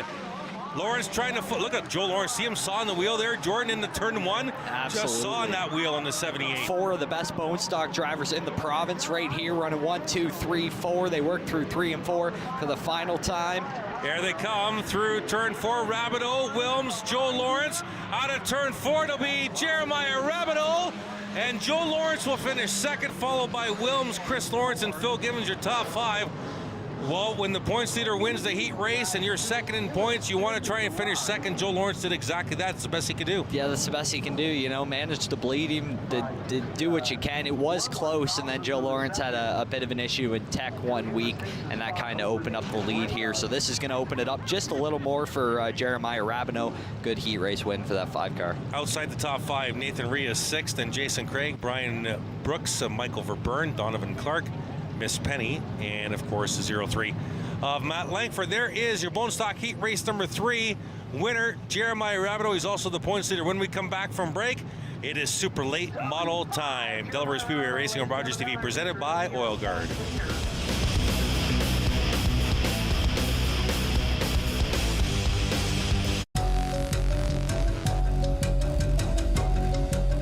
all candles before you leave the room or go to bed. Never leave a burning candle unattended. When you go out, don't forget to blow out. Hi, I'm Jennifer. And I'm Allison. Coming up on the next parenting show, we're talking about chore wars. If you don't have kids that are helping out, we're going to show you how to make them accountable and enjoy it too. That's only on Rogers TV. Looking for the best way to get the Major League Baseball games you want to watch? Rogers Super Sports Pack has you covered. With MLB Extra Innings, you'll have a premium ticket to out-of-market regular season games with all games available in HD. Don't miss the action from the games you want from both the American and National Leagues. MLB Extra Innings, part of the Super Sports Pack. For only $35.95 a month, Rogers customers get all this for one all-inclusive price. Order using your remote starting on channel 431 or visit Rogers.com today. Welcome back to Delaware Speedway Racing on Rogers TV, presented by Oil Guard. Chris Soares, Jordan Maudsley up top here for the heat races, and we have Joy Langdon downstairs trackside. As always, time now for the Visiting Ontario Outlaw Super Late Model Series. They were here back on July the 2nd. Glenn Watson finished second that race after Sean Grossman, but Glenn Watson's been the story of this super late model season thus far, Jordan. Yeah, absolutely. He's been dominating. Points are still somewhat close up for grab. 10 points back from Glenn Watson in second. Sits Brandon Passer, 13 points apparently. Sean Grossman back there in third. It's still somewhat close among the top three. Everything's up for grabs still. Absolutely. You have Cornea and Capercio rounding out the top five. So we're getting set here for, it looks like it'll be 2 heat races for the super late models. They'll run 10 laps per heat race as well. So race number 1, Brandon Passer won it at Flamborough Speedway. Watson finished second. July 2nd here at Delaware, it was Sean Grossman winning it, Glenn Watson second. July 9th at Sauble Speedway. Was at Sauble Speedway a couple weeks ago on vacation, pretty neat. Glenn Watson won that one, followed by John Cabot and Dario Capercio. July 23rd at Peterborough Speedway, Glenn Watson won his second in a row. Then August 6th at Sauble again, Watson made it to Turkey, 3 in a row, and going to try and make it 4 in a row here at Delaware Speedway. August 27th, they'll go to the Laird International Raceway, which is just outside Sault Ste. Marie, Ontario. And then September 18th, wrapping things up, I believe, at Sunset Speedway. White flag on the track right now. The 17 is Kyle Passer, 52 Adrian Foster, 22 is Glenn Watson, 88 is Scott Beattie, 73 Mike Miller, 64B is Chris Burrows. The 8 is Ryan Dick at the back of this heat race. So 7 cars in this heat race. Enjoy this, race fans. Ontario Super Late Model Series visiting the Delaware Half Mile. They'll mash the gas. We're racing at Delaware. Side by side into turn number 1. It's the 52 on the inside of Adrian Foster. Here comes the 88. Scott Beattie with a nice run corner exit. He'll grab the lead. Glenn Watson up to second spot in the double deuce as they'll complete lap number 1. Yeah, you saw Scott Beattie run the car up the track on corner exit, coming out of 4 there. He tries to stick it on the inside. He's going to get loose on corner entry through 1 and 2. That's going to let Adrian Foster suck up to that rear end. Yeah, the 73 of Mike Miller's come up to 4th now. The 17 Kyle Passer running up the top 5. Yeah, but the lead is still the 88 of Scott Beattie. Adrian Foster having some issues in the corners with that 52. He's lost the spot, trapped on the outside now. Oh, he's slow off the pace in turn number 2. It's Glenn Watson up to second now in the 22. Then it's the 73 of Mike Miller. Here comes the 22 of Watson at a 4. They run 1-2. Watson takes a peek to the inside into turn 1 in the 22. He's going to get by as the 88 slides up out of the groove. He's around. Yeah, good job by the 17, Jordan of Kyle Passer, just to miss the 88 of Scott Beattie. Caution on the speedway. Yeah, he was struggling through 1 and 2. We saw him get loose the first 2 times. The third time he looped it around. Scott Beattie going to be sending that 88 to the back of the pack. We're going to watch the replay right here. I don't think there was any contact. No, looks like the 88 just gets in there a little hot, slides it up the track. These are the fastest cars we have at Delaware on a normal schedule. Yeah, just got up in that new groove area, but tried to... Oh, good. Oh, that wasn't the 17. That was the... Oh, yes, it was the 17. Good job by Kyle Passer to miss the 88 there. Trying to get into the gas a little too early. Jordan just lost the back end up in that newer groove area. Yeah, he was struggling. It wasn't the fastest car out there. He was about 0.3 of a second off the pace. He was up front there, but Glenn Watson was definitely coming, and I think Watson just got in there and took a little bit of air off that car. That 88 went right around him. So they'll get the double up sign here. Heat race number 1 for the Super Late Model Series. It's going to be the 22. You guessed it, Glenn Watson. Now your point car outside row number 1, Mike Miller in the 73. And we should see the white flag this time by. The 8 of Ryan Dick started shotgun on this field up to the 3rd spot now inside row number 2. Outside is the 17 of Kyle Passer. And we do get the white flag on the speedway. So 7 cars remain in this heat race. There you see the lights off the Delaware Speedway pace vehicle, the Ford Mustang. It is Glenn Watson in the 22 will pace this field back to green.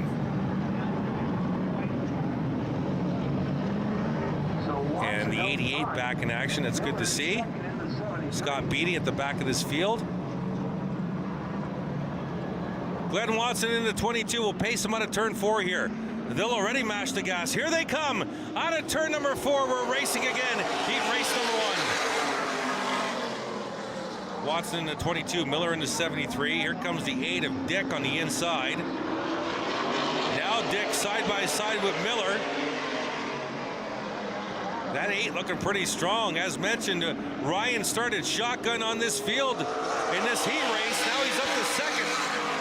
Yeah, you can see so much grip out of the corner. He's getting into the corners really, really well. Able to chop that lead between him and that 22 up on corner entry every single time.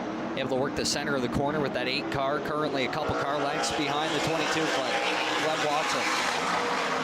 Watson throwing at an 18.486, his fastest lap of the heat race. Just turned it. He's out to about 10 car lengths now on Ryan Dick in the 8 car up to 2nd. The 73 is Miller. Passer in 4th. Adrian Foster rounding out the top 5. Yeah, out front all Glenn Watson. He's got about a 15 car length lead now as these cars get up to heat. 4 to go. Yeah, they'll come through turns 3 and 4. This time by will be 3 to go for the 22 of Glenn Watson, who's been pretty much the story lately in this series. He's won the last 3 features, trying to make it 4 here to Delaware half mile. Watson out front. Then it's Dick, Miller, Passer, and Foster, your top 5. 2 to go. Heat race number 1 for the Ontario Outlaw Super Late Models. Through turn 3 and 4, here comes the double deuce, looking for the white flag. And white flag on the speedway now for the 22 of Glenn Watson. Another half mile around here for the 22. Down the back, still a healthy 15 car length lead on the 8 of Ryan Dick. Out of turn 4, one final time. He'll take the checkered flag and get the win in this Outlaw Super Late Model Heat Race number 1, followed by Ryan Dick, Mike Miller, Kyle Passer, Adrian Foster, Chris Burrows, and Scott Beatty in the 88. And the 88 was around in turn 2 again as we finished up that heat race, so they're going to have to spin him around. But there's your winner, the 22 of Glenn Watson, coming around for a quick little photograph at Victory Lane. On the other side of the break, it'll be heat race number 2. You're watching Delaware Speedway Racing on Rogers TV, presented by Oil Guard.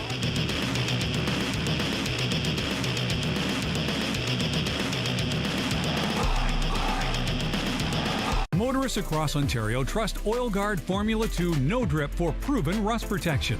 Oil Guard has been road tested against Ontario winters by hundreds of thousands of vehicle owners just like you. Oil Guard knows how to help you duck the rust. For over 50 years, White's Rental has been providing local contractors and members of the DIY crowd with professional quality lawn and garden tools, aerial lifts, and construction equipment. White's Rental, we have the right equipment to make your project easier. Wednesdays at 7:30 p.m., it's the RTV quiz. Giovanni Petiti hosts a weekly trivia competition that lets you play from the comfort of your couch. Play along at home and challenge your friends. And don't forget to follow along on social media. Let us know who's top of trivia, and you can find yourself featured on a future episode. Are you kidding me, folks? The RTV quiz, Wednesday nights at 7:30 p.m. on Rogers TV or at rogerstv.com/RTV quiz.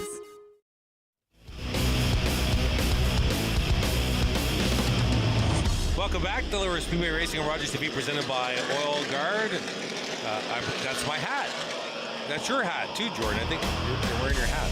Jordan Maudsley making his Rogers TV debut tonight with us for the heat races.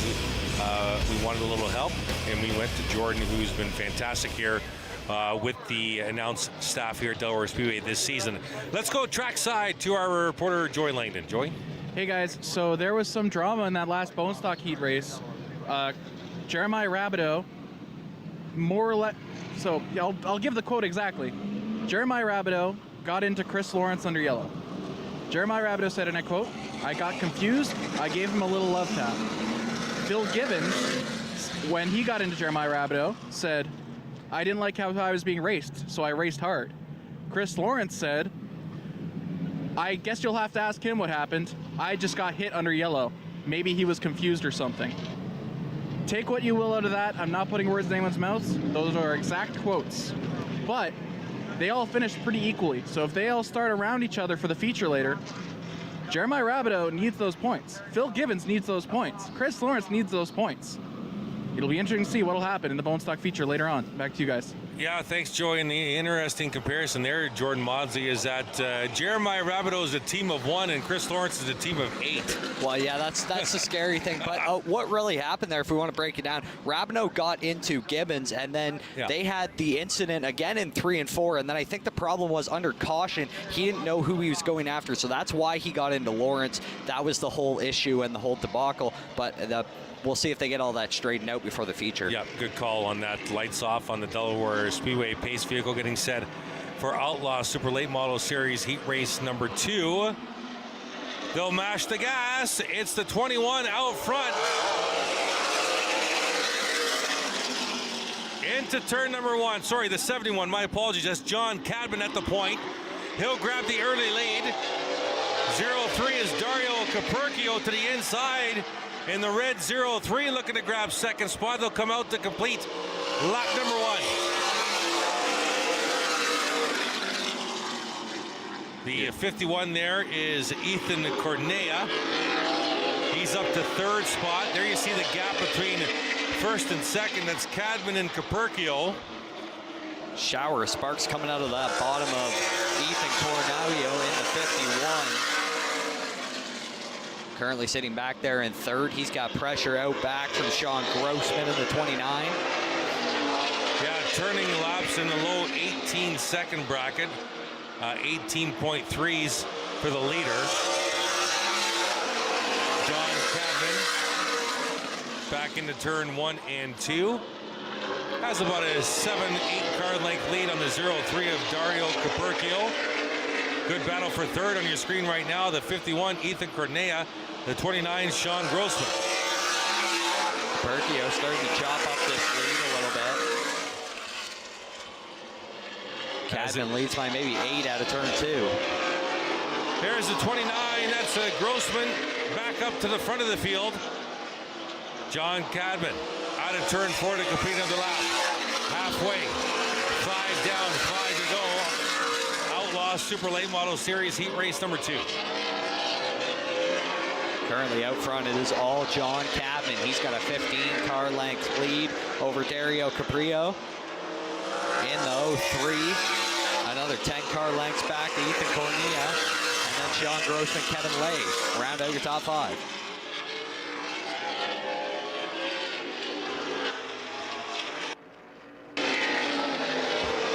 Out of turn 4, 3 to go this time by. 71, John Cadman out front. Circling, oh, that was a nice lap last time, Jordan, almost an 18 flat. 18.075 from the leader. These are the fastest cars we have here on a normal schedule. Just awesome to watch these cars run around here. And they're also the loudest, definitely. But you can't really get that experience unless you're here in person. You got to come out and watch these super late. There's the leader down the back, John Cadman.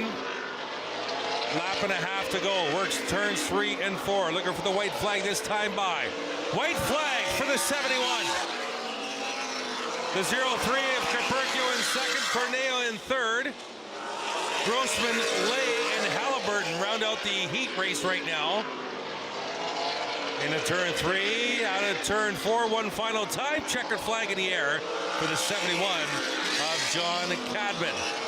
Capercio will finish second, followed by Cornea, Grossman, Lay, and the 14 of Thane Halliburton. Give me your thoughts on the super late models before we head to feature time.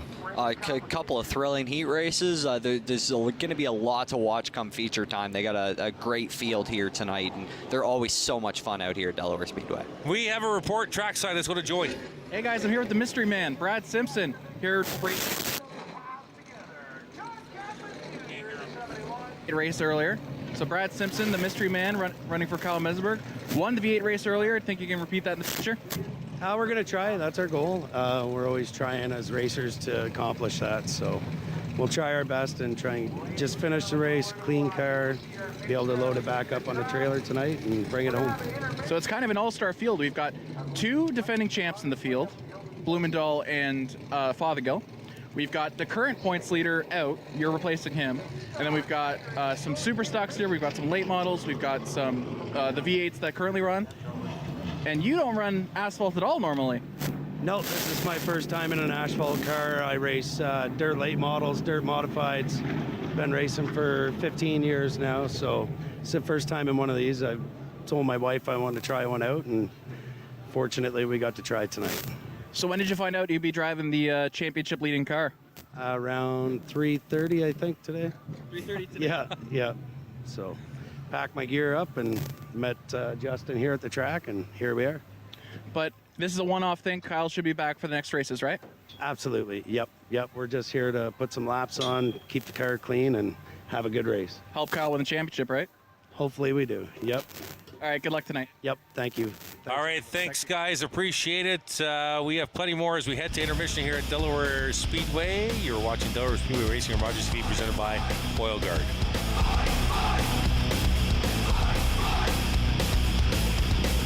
When you choose Pizza Hut, you're supporting a local, family-owned and operated business. We've been serving our community for over 35 years and take great pride in what we do. From our family to yours, thank you for choosing Pizza Hut and supporting local. Hi, my name is Gerald. I'm a volunteer here at Rogers TV.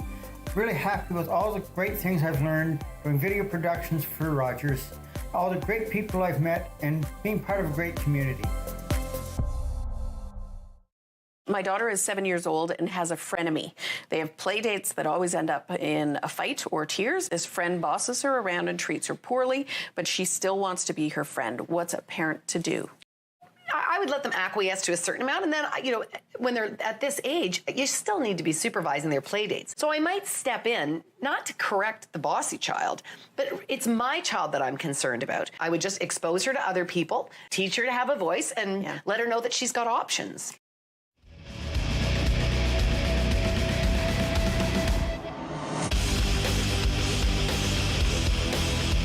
Welcome back to Delaware Speedway Racing on Rogers TV, presented by Oil Guard in the intermission here. We have been joined by Papa Bear, Jamie Maudsley in the middle, Jordan Maudsley on the outside. Jordan, first of all, thank you for joining us for some heat races tonight.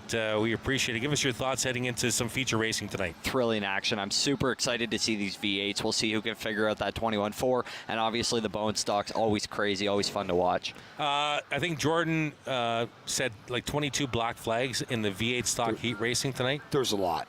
There was a lot. So I'm going to ask Doug Stewart, though, 21.400, and then he broke out on the very last lap. He probably didn't know he was leading at the time. I'm going to ask you the same question I asked Jordan during those heat races. Is this bringing up another potential issue with all these black flags and not being able to figure out who's leading?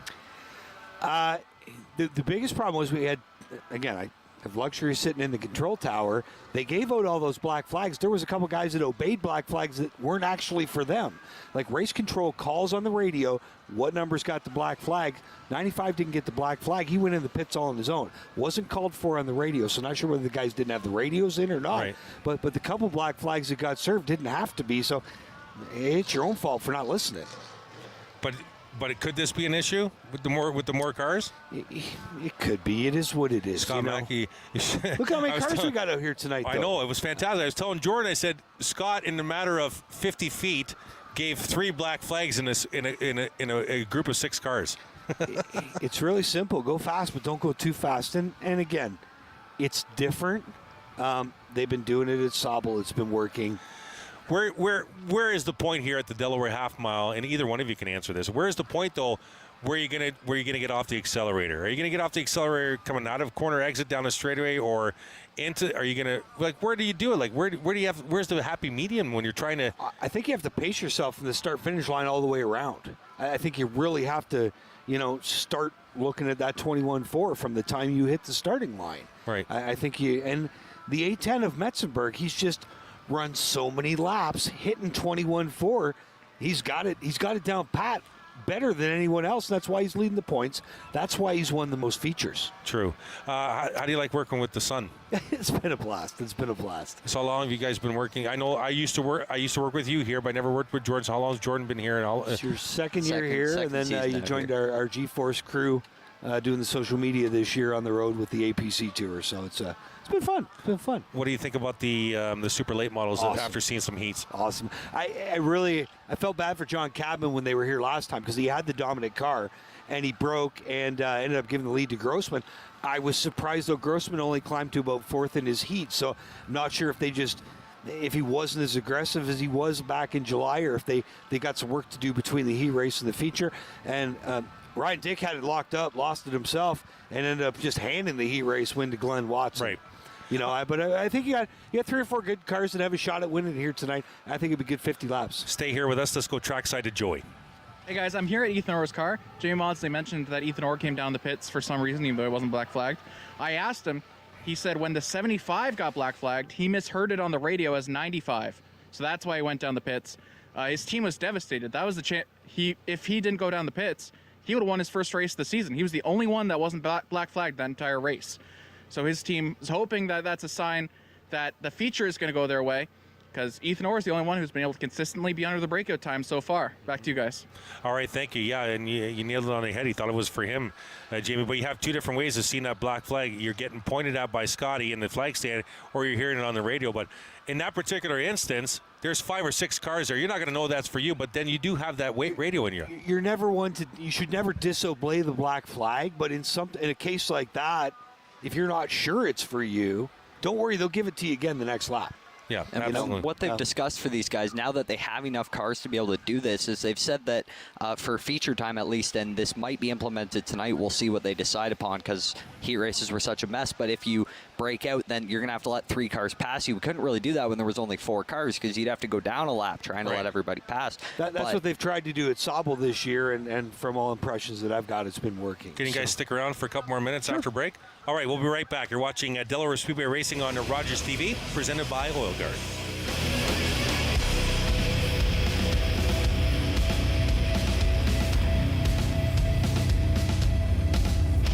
Top to bottom, no drip rust protection at Oil Guard goes right to where your car or truck needs it most. From the engine compartment to the door panels, and 8 points in between, Oil Guard has you covered. One Oil Guard treatment will help you duck the rust for 1 full year. Favorite part of volunteering at Rogers has been picking up new tech skills like running cameras or graphics, and getting to volunteer with and meet people in a super fun sports-based environment. Looking for the best way to get the Major League Baseball games you want to watch? Rogers Super Sports Pack has you covered. With MLB Extra Innings, you'll have a premium ticket to out-of-market regular season games with all games available in HD. Don't miss the action from the games you want from both the American and National Leagues. MLB Extra Innings, part of the Super Sports Pack. For only $35.95 a month, Rogers customers get all this for one all-inclusive price. Order using your remote starting on channel 431 or visit Rogers.com today. Welcome back to Delaware Speedway Racing on Rogers TV, presented by Oil Guard. Inside the intermission, up top here with Jamie Maudsley in the middle, Jordan Maudsley on the outside. Question for each of you, because I know you guys have to go to do the rest of the show. I talked with Jordan earlier at the lead car gets the choice of a lane selection. I know the Daryl, the tech director, was talking earlier in the year. They're thinking about maybe doing a choose rule for the entire field. You think that's going to come into fruition? I would love it. I think it's great. We've done it here before. It was done here before 15, 18 years ago maybe, where they tried it for a few years and it worked out well. And I just think it's just that extra little bit of strategy that why not throw it in. Jordan said with 38 bone stocks, they wouldn't be able to do it. It wouldn't work.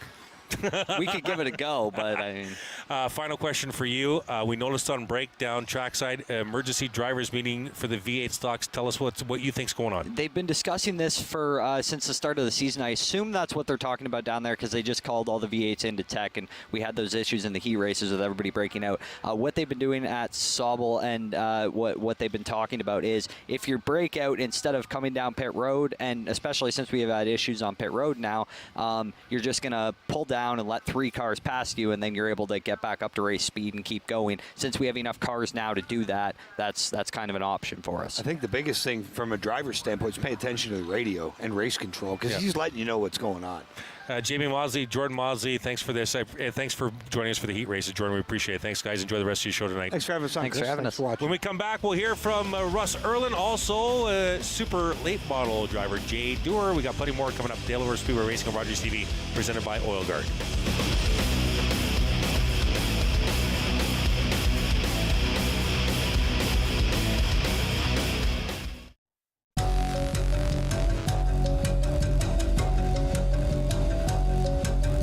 Smoke alarms expire after 10 years. Check the date and test your smoke alarm today.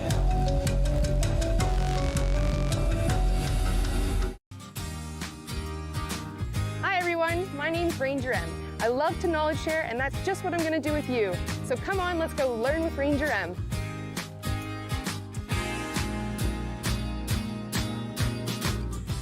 Jeff from Chillin' and Grillin' with Jeff, and we're back with Season 3. This season, we've had the opportunity to see some great backyards, to have some fantastic food cooked on some great grills, and this season, we're helping you take your barbecue game up by adding some great barbecue tips from some local experts on anything from spices to knife care, and using the proper wood to smoke some great food. Join us, Chillin' and Grillin' with Jeff, Season 3.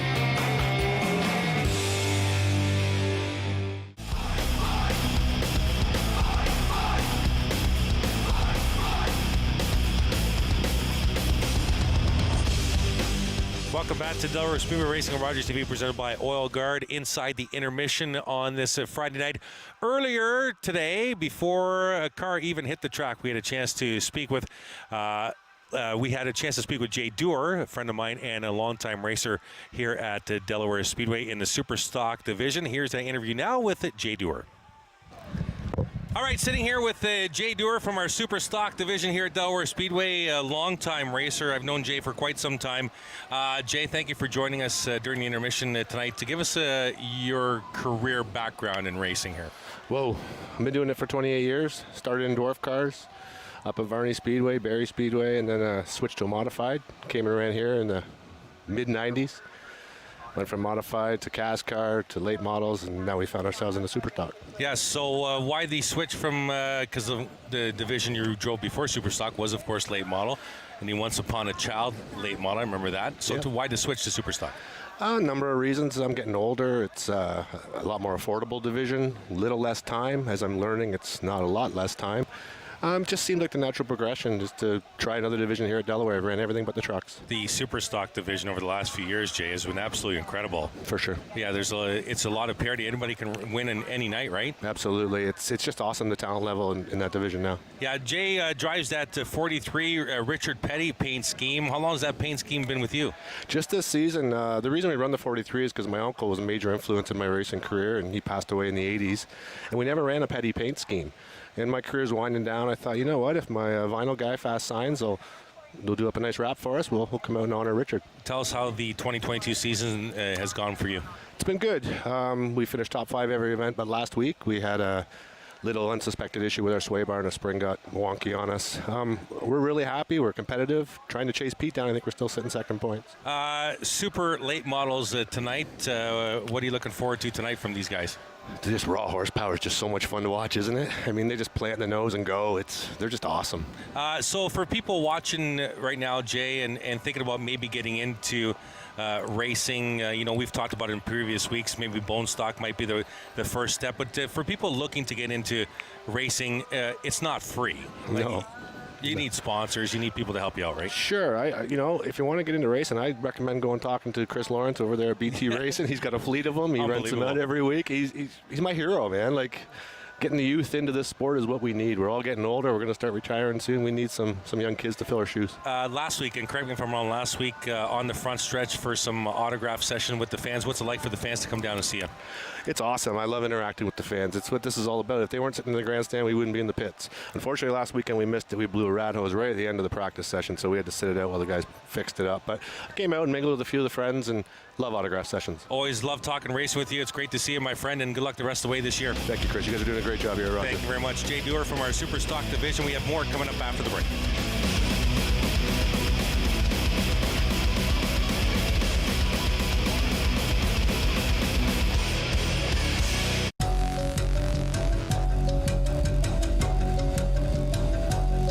Don't be distracted and leave your cooking unattended. Stand by your pan and look while you cook.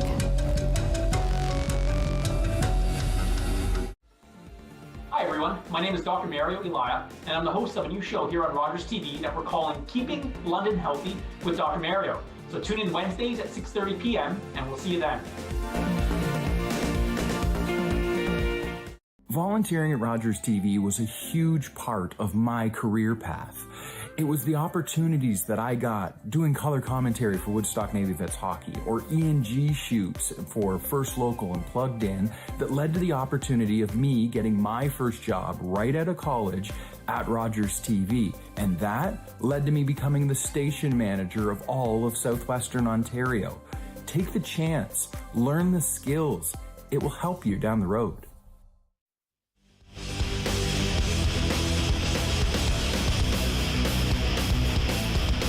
Welcome back to Delaware Speedway Racing on Rogers TV, presented by Oil Guard. Thank you so much to Jay Dewar for joining us earlier tonight. Let's go trackside and get more information on that special drivers meeting from Joy Langdon.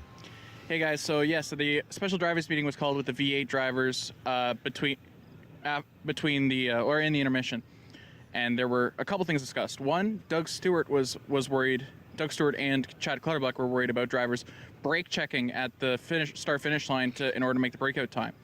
That will be a black flag as well. If you do that, you're supposed to be slow the entire way and not just go fast and stop at the finish line. Another thing, there was two proposed changes to the breakout rule. One is the penalty would be now dropping 3 cars. That will not happen. That was proposed. They're not doing it today. Another proposed change was moving the time to 21.2. That rule needed unanimous consent in order to go through today. There were 2 no votes, Rob Starr and Ethan Orr, so that will not happen today. There will be no V8 changes today, despite a lot of uproar from the new drivers especially about the rule. There may be changes next week, and that will have to happen at the main drivers meeting next week. And Ethan Orr's team and Rob Starr's team both said, yeah, make changes. Just make changes next week. We've set our cop for today. So there's a lot of interesting behind-the-scenes stuff happening with the V8 stocks. Let's see if it spills onto the track. Back upstairs. All right, thanks, Joy. Appreciate that. There you see the V8 stock division getting set for their feature race. You are watching Delaware Speedway Racing on Rogers TV, presented by Oil Guard.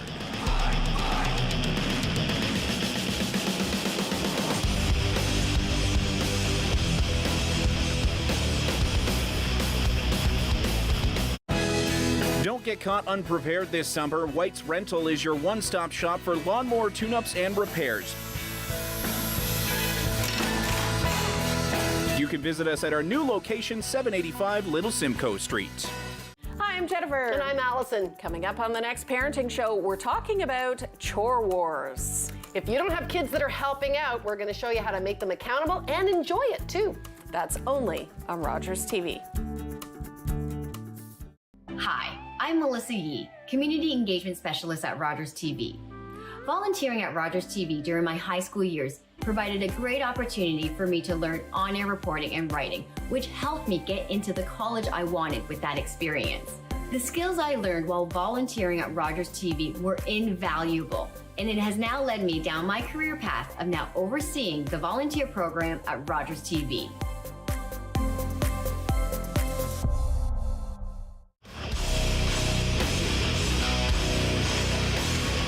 Welcome back to Delaware Speedway Racing on Rogers TV, presented by Oil Guard. It is feature race time on this beautiful Friday evening, just outside the beautiful community of Delaware, Ontario. I want to thank Jordan Mosley for sitting in for heat races tonight on Rogers TV. I want to thank Jamie Mosley for joining us in intermission, also Jay Doer as well. Getting set for the V8 stock feature. They're going to run 20 laps here. We'll see how this works out here with this breakout 21.4 second time. Paul Fothergill at the point in that black 33. It'll be the 72 of Chad Clutterbuck outside row number 1. Then it's the 5 car of Rob Starr inside row number 2. The 91 of Cody Coburn right there outside row number 2. Then it's the fill-in for Kyle Mesenberg in the 910, as you heard Joey talking to him earlier this evening. And that's Brad Simpson in the 810 winner of the heat race. So we're getting set, 20 laps, V8 stock feature. Pace car ducks down on the pit road. Fothergill way out in front here. Scotty might not like this. Green flag, we're racing. We'll see if Scott Mackey liked that start or not. Meanwhile, green flag remains on the speedway. It's Fothergill down the back. Clutterbuck in the 72. And we're going to stay green. We are rolling. Here comes the field out of turn number 4. First time, the black 33 out front. That's Fothergill, Clutterbuck, Starr, Coburn, and Jordan Morris, your top 5. Devin Blumendahl in the pickup truck. Up to 6 to 0-1, looking racy early. There's the leaders into turn number 3. Fothergill, Clutterbuck, and the 5 of Robbie Starr. Front 3 trying to get away a little bit. Dives into turn number 1, up the Delaware Hill in 2, down the back, the black 33, down the back, followed closely by the 72 of Clutterbuck. The 5 of Rob Starr. Nobody breaking out yet. The key word is yet. At the line. Oh, there's a 21.2 for the leaders. All 3 of them. All 3 of them, 21.2. We'll see what happens this time by at the flag stand. And no black flag. Oh, there's the black flag. Boom for the leader. Boom for second place. And boom for the 72 of Clutterbuck. All 3 of them broke out there last time by. My goodness. That's going to give the lead to the 73 of Morris. Fothergill remains on the track. So does the 5. The 72 will duck down. The 73 of Morris, he was 21.6. He's on pit road. He doesn't need to be. Oh my goodness, here we go. Black flag shown again to the front two. The 33 of Fothergill, the 5 of Star. Morris down pit road. I don't think he needed to be, race fans. Morris's fastest lap was a 21.6 if I'm not mistaken. Yeah, 21.6. Jordan never needed to come down. Fothergill, black flag. The 5 of Star on pit road for the black flag, so no change in the rules. That's going to give the lead to the pickup truck. Devin Blumendahl in the 0-1. As Fothergill will duck down in the pit road to adhere to his black flag. So Blumendahl out front. It's Orr in second now. Let's check the lap times. Blumendahl 21.4. Oh, Nick Ramsey 21.2. Busted in the third position. The 0-7 getting black flag. Everyone else good that time by. The 0-7 is going to get black flag this time by. Here come the leaders at the stripe. 12 to go. Oh, he didn't get a black flag. I saw a fast time there. He just threw out another 21.3, like Ramsey's below. Now Mackey's on the radio. Blumendahl, there's your leader in the pickup truck. Out front, out of turn 4. Do we have a flag coming? We have a black flag. It wasn't for the 0-7. It's for the 2 of Stewart in 6th place. Wow, did Ramsey get away with one? He did. I see Nick Ramsey's best time at 21.2 and his last time by at 21.3. I think the 0-7 of Ramsey got away with one there, maybe 2. Blumendahl out front. There's Ramsey in a 0-7 on the outside of Orr. In the 95, Ethan Orr side by side for second down the back. 9.5 to go, 9 to go this time by. Oh, Scotty's got the flag out here. Who's going to get it? It's going to be Ramsey. They nailed him. 0-7 of Ramsey, black flagged. Oh, Blumendahl just threw out a 21.2. The leader has broken out on lap number 11. The leader's going to get black flagged this time by. There it is. Devin Blumendahl just got black flagged. My goodness. Scott Mackey's been waving that black flag like crazy tonight. I'm trying to figure out who our leader could be. Could it be Ethan Orr? It might be the 95 of Ethan Orr as he works turn 1 and 2. Ethan Orr down the backstretch, 6.5 laps to go. That could be our leader, followed by Darren Thurkettle and Doug Stewart, your top 3. Let's go trackside to Joey. I just want to point out Ethan Orr, the new leader, is the only one that has been black flagged all night, including heat races. He's in the lead now. If he stays consistent, he's got this win. Black flag again to the 33 of Fothergill. So Paul Fothergill breaks out. Your leader to turns 3 and 4. He's got about a quarter of a straightaway lead on the battle for second. Here comes that battle for second. Thurkettle and Stewart. And Stewart just got busted again. Stewart at 21.3. So Doug Stewart breaks out for the second time in the feature. So that'll leave Thurkettle with no pressure for second. Here comes the leader. 4 to go. Black flag to Doug Stewart. Nobody breaking out in the top 5 that time by. Oh, black flag again to Blumendahl. He hasn't adhered to his black flag. Blumendahl still on the track. There's your leader, 95, Ethan Orr. Almost had his very first heat race win earlier tonight. Thought the black flag was for him when it really wasn't.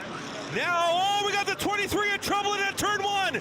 The 23 sparks flying off the 23 machine.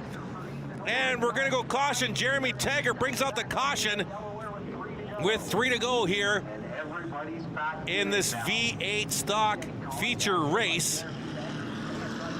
And it's been nothing but a steady dose of black flags here with this breakout 21.4 lap time rule. If you're wondering what that I'm talking about, if you go 21.4 or faster, faster than 21.4, around this half mile, you're going to get black flagged. If you go 21.4 or slower, you're good. You can continue on. So 3/4 of this field has been black flagged in this feature, except for the front 4. Or hasn't been black flagged. Third Kettle in the 56 has not been black flagged. The 91 of Cody Coburn hasn't been black flagged either, and the 17 of Rockwood.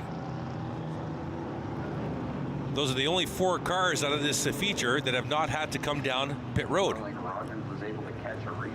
They've added a lap, I believe, so 4 to go now when we get this field organized. 23 jacked up, going to have a look under the right front. We'll have a quick word with the driver as he squeezes. So we got 4 to go here under caution. Ethan Orr is your leader. I think we've had, what have we run, 16 laps? 16 laps. We've had about 9 different leaders in 16 laps, if you think about that.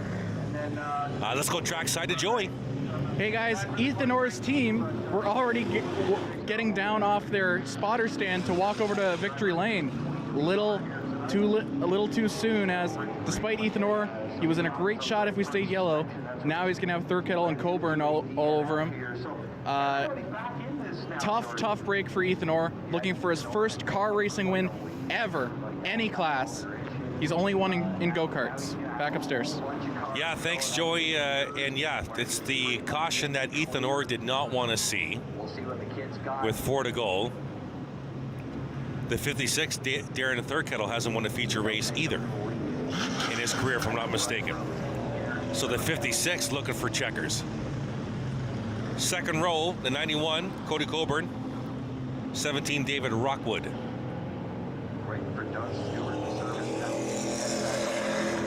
As they'll get the double up sign. The 5 is a Rob Starr, 72, Chad Clutterbuck. So everybody from the third row back has received a black flag in this feature. That's 9 cars. We've had 9 different leaders in 16 laps. All because of this 21.4 breakout rule. But the car count is awesome.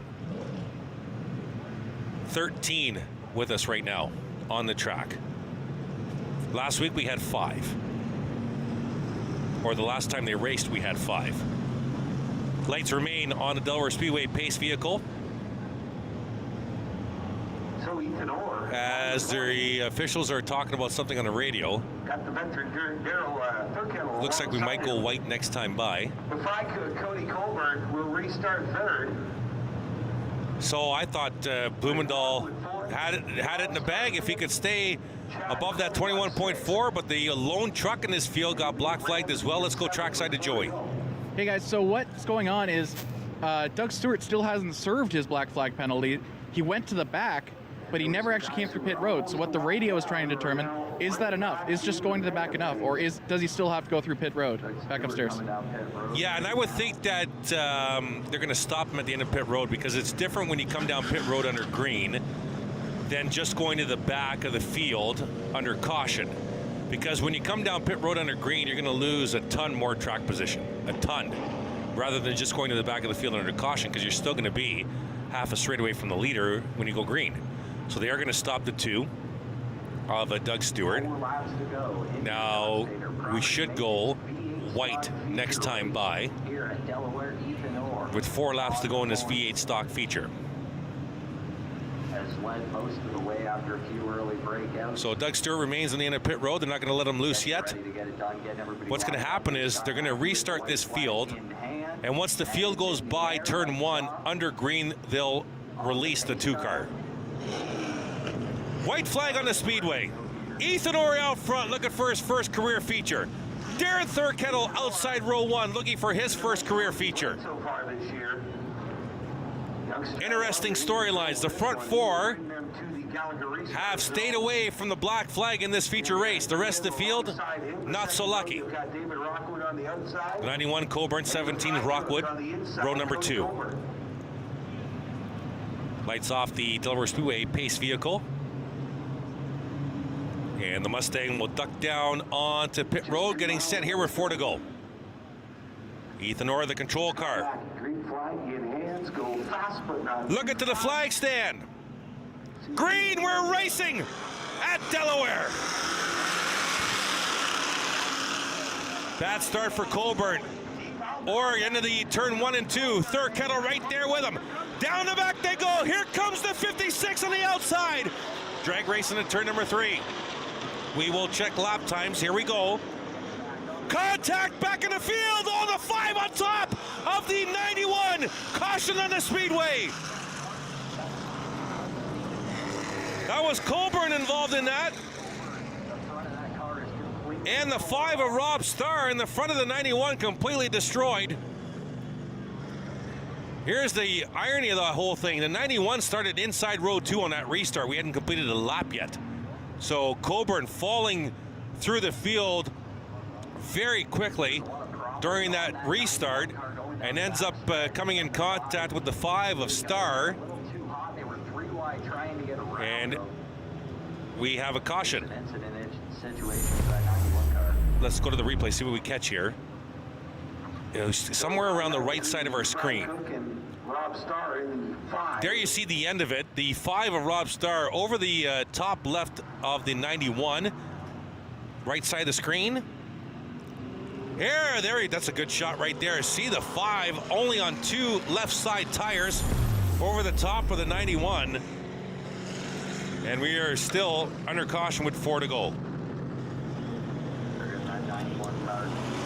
So we're under caution. When we come back, we'll look to restart this V8 stock feature race from Delaware Speedway. It is at Delaware Speedway Racing on Rogers TV, presented by Oil Guard.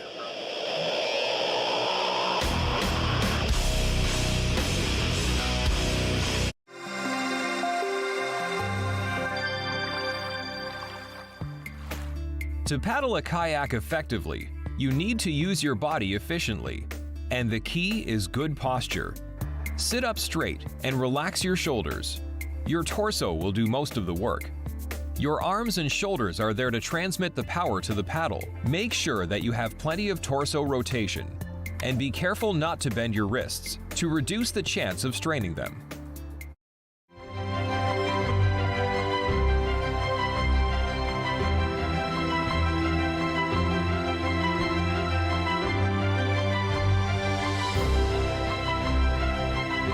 I'm Shannon Woolley, host of Batter Up Beachville on Rogers TV.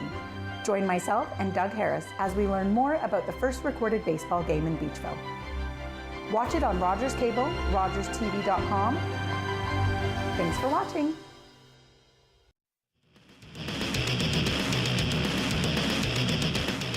Welcome back to Delaware Speedway Racing on Rogers TV, presented by Oil Guard. Under caution here, V8 stock feature, 4 laps to go. Let's go trackside to Joey. Hey, Chris. So what's interesting, a couple of things is because you didn't complete a lap, you go back to the last completed lap to where your starting position was, excluding incident cars. Doug Stewart's starting position was pit road. And they've decided that because a lap wasn't completed, he never actually served his penalty. So he's got to start from pit road again.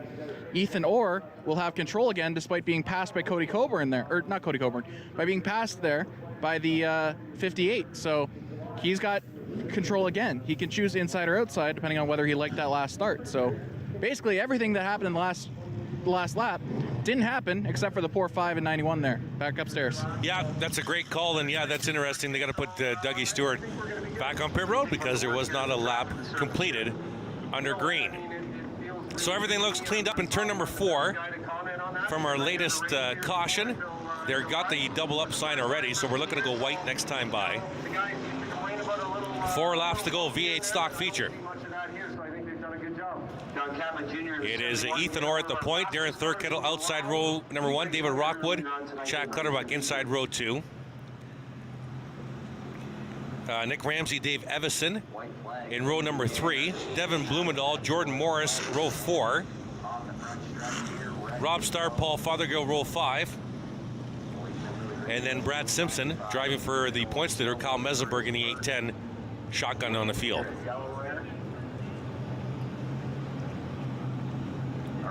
So last time on the restart, Orr went into turn 1 with the lead. Thurkettle looked very strong in corner exit to turn 2. They drag race down the back. We'll see if that's the same story this time. A lot of guys getting ready to spoil it here as they stack up in turn. Pace car will dive down on the pit road, 4 to go. When we go green, Ethan Orr, the 95, the point car. Out of turn 4, looking to the flag stand. Green! We are racing with the V8 stocks. Side by side in the turn 1. Orr in the 95, third kettle 56. There's Clutterbuck in the 72. Rockwood to the inside in the 17. Orr gets a good jump off of turn 2. The field will funnel into turn 3. Evison 3 wide through 3 and 4. In the yellow car, here they come at the line. Let's check the lap times. Everybody good. You know why everybody's good on a restart? Because they start slow to take that lap. Oh, we almost 4 wide down the back. There's Evison, the 15, Rockwood 17, 07's Ramsey, Morris 73, Clutterbuck 72. At the front, nose to tail, Orr and third kettle at the line. Let's check them. 2 to go. Everybody good. Everybody's good. We continue. The front leaders, nose to tail. There's that clutter at the back. Ramsey, Rockwood, Blumendahl in the 01 truck. Evison's coming to the front. It's a 3-car battle at the lead. White flag this time by. Let's check them again. 21-7, 21-8, 21-6, 21-4, 8. We're good. Orr trying to get his first career win. So is third kettle. Here we come to the checker flag, third kettle to the outside. This is going to be a heck of a finish out of turn 4. Orr gets loose. It's going to be Orr by a nose, followed by third kettle and Evison. You can throw a blanket on him. Top 3 with the V8 stock feature. What a finish and redemption for the 95 of Ethan Orr after answering a black flag that wasn't his in the heat race. Could have won the heat race. Instead, he wins the feature by a nose over Darren Thurkettle. Wow, what a race for the V8 stocks with more cars, more drama with this 21.4 breakout time. And Ethan Orr is coming around to victory lane. In a few minutes, we'll send it trackside to, I believe, it's going to be Jamie Maudsley doing trackside interviews tonight. Here you see the 95. What a finish. Down there at Pennzoil Victory Lane. You're down there with Ethan Orr, our feature winner. Ladies and gentlemen, put those hands together. Oh, wait just a minute. He's not quite ready to come out. Let's make this memorable. Wow, what a finish as Ethan gets unbuckled in the 95. Out comes the bucket. We're going to send it trackside momentarily to Jamie Maudsley. Here comes Ethan Orr. Let's go trackside to Jamie. It's a feature win. There's your flag, my friend. Give it a wave. Come on around here and you can tell the folks how easy it was, okay? Man, you broke your heart at the heat race. You pitted when you didn't have to, but you made up for it in the feature. Tell us about it. Well, if you just go as slow as you no, if you just go just under the limit and everybody goes over, you just win. Piece of cake, eh? You got it all figured out. It's just easy. Tell us about your racing background, how you came here, and then your first year racing here in Delaware. Yeah, I used to race down in Grand Island. Yeah, it's been pretty good here this week. What do you think about the V8 stock class? I think it's good that we got more people out now. Before there was not very many, but now it's better. Now, has it sunk in yet? You're in victory lane at Delaware Speedway. You realize that, right? It's sinking in right now. Ladies and gentlemen, I know you got a lot of people you want to thank real quick first. Yeah, can I thank Love Days Towing, NV Drywall and Taping, Ritual Inc., and Davies Paving and Construction. Dog Stater Property Maintenance. Ladies and gentlemen, put your hands together. Ethan Orr down here in victory lane. 95 of Ethan Orr. When we come back, things will get a little crazy with 38 bone stocks for 25 laps. Delaware Speedway Racing on Rogers TV, presented by Oil Dirt.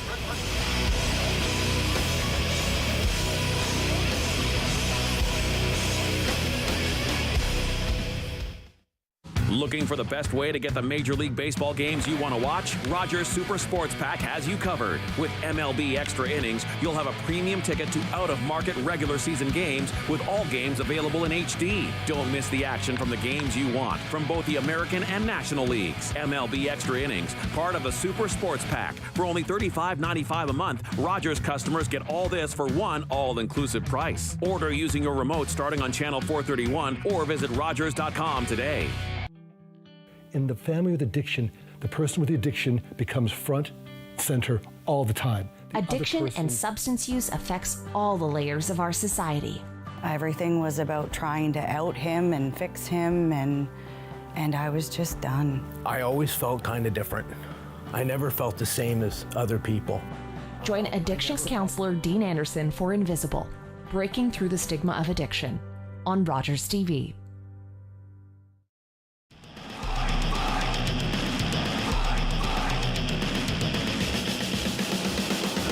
Welcome back to Delaware Speedway Racing on Rogers TV, presented by Oil Guard. There you see the bone stocks getting set to wage war for 25 laps. Let's go trackside to Joey Langdon.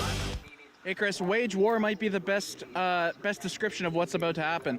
Joe Lawrence, Chris Lawrence, Phil Givens, and Jeremiah Rabideau, who were battling in that heat race, who got into each other in the heat race, they are all starting next to each other, or within a couple cars of each other on this bone stock race. They're all in the middle too, so they're all going to look to try and fight up towards the front. Should be interesting. Back upstairs. Absolutely. Thank you for that report. Trackside Joey Langdon roaming the inside of this half mile. Under the lights completely. Under darkness now. Delaware Speedway. There you see the 5 is the points leader, Jeremiah Rabideau. Joe Lawrence is 78, second in points. And 2 cars behind the 78 is his brother, the 28 of Chris Lawrence. There you see the 28. They're all starting pretty close together. This could be crazy. I'll tell you something. Watch out for the point car here.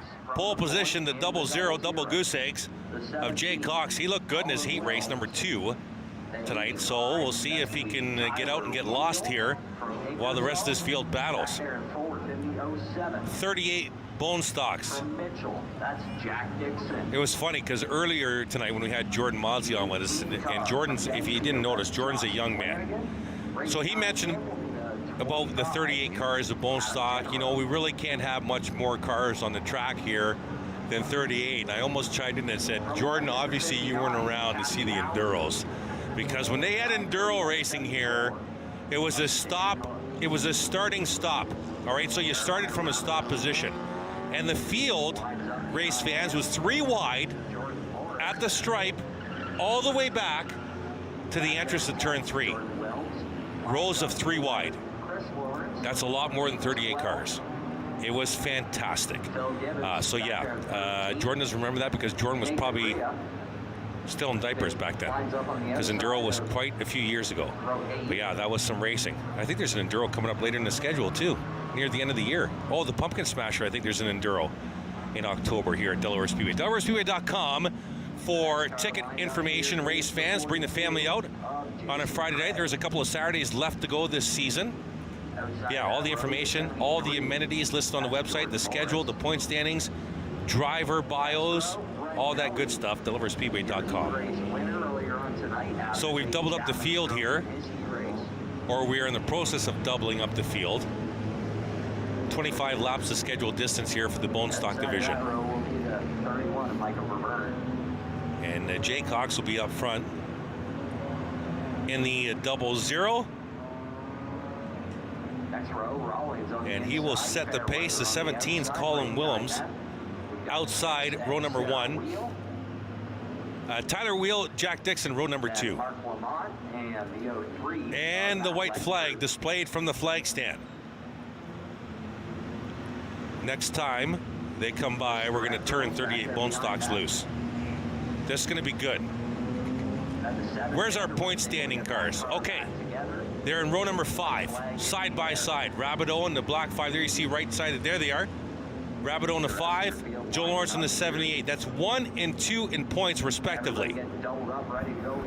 And right behind Joe Lawrence on the high side, the 28 of Chris Lawrence. Part of that 7 or 8 car stable. the Lawrence stable. Pace car will drop down on the pit road. Jay Cox, the control car. Let's turn him loose. Out of turn 4, looking for the flag stand. 25 laps for the Bone Stocks. We are racing at the Delaware half mile. And the field will rumble into turn number 1. 38 of them looking for a spot on this half mile. Cox quickly out to the lead. Tyler Wheel in the 85 quickly challenging Willems for second. Dixon in 4th. Here they come to complete the opening lap. Cox already out to healthy lead. That's what we said at the start. If he looked as strong in the heat as he does now in the feature, or vice versa, sorry, he can get away before the really strong cars come through the pack. And speaking of the strong cars, they're up to 6th. It's Lawrence to the inside of Rabideau right there on your screen. Into turn 3. That's 1 and 2 on points. Joe Lawrence right now being followed through by Wilms. Rabideau trying to squeeze. Get that square into that circle. Trying to squeeze in a spot there. 3 wide into turn 1. Contact there on the right side with the 18. Rabideau now on the high side of Wilms. Meanwhile, 4 car lengths ahead. Joe Lawrence is going to the front on the inside of Dixon. There's the leader, Jay Cox, out of turn number 4. And caution on the speedway. We got a slow car, the 24. Up in the wall in turn 2. Also the 90 of Mark Lamont on the high side. He's coming into the pits from the back entrance. So is the 24. Or sorry, the 92. It looks like a left rear tire down on that 92. And there you see the 24. So caution on the speedway here. Just the 2 laps complete in this Bone Stock feature. Oh, the 92 of Jordan Wilms just came in the pits from the back stretch. He was a top 5 car. So problems on the 92. Left side tires look good. Let's see what the crew does here. Not much urgency there on behalf of the crew. We know with these cars, it's important to get up front because everywhere else. Let's go to the replay, see if we picked up anything here. Even in the front, you're not safe. Oh, contact high in the wall here. Those are the that's the 90 of Lamont, the 24 there as well. But didn't see what happened. We didn't see the 92. That 92 was ahead of the track, ahead of that incident on the track. So they have the car jacked up on the driver's side here. Jordan Wilms was, I think, 4th spot when we went to caution and looked very good in the heat race tonight too. He's moving up behind Lawrence right now. So we finally found out it was Brad Simpson behind the wheel of the 810 tonight. So it's still working. Now they're looking at the left front. Oh, here comes Jordan out of the cockpit. I think he's done. Brad Simpson driving the 810 here tonight. That's a big disappointment for the 92 team. Jordan Wilms already taken the race suit off. The 92 is done. And they'll double them up and they'll get the white flag this time by. So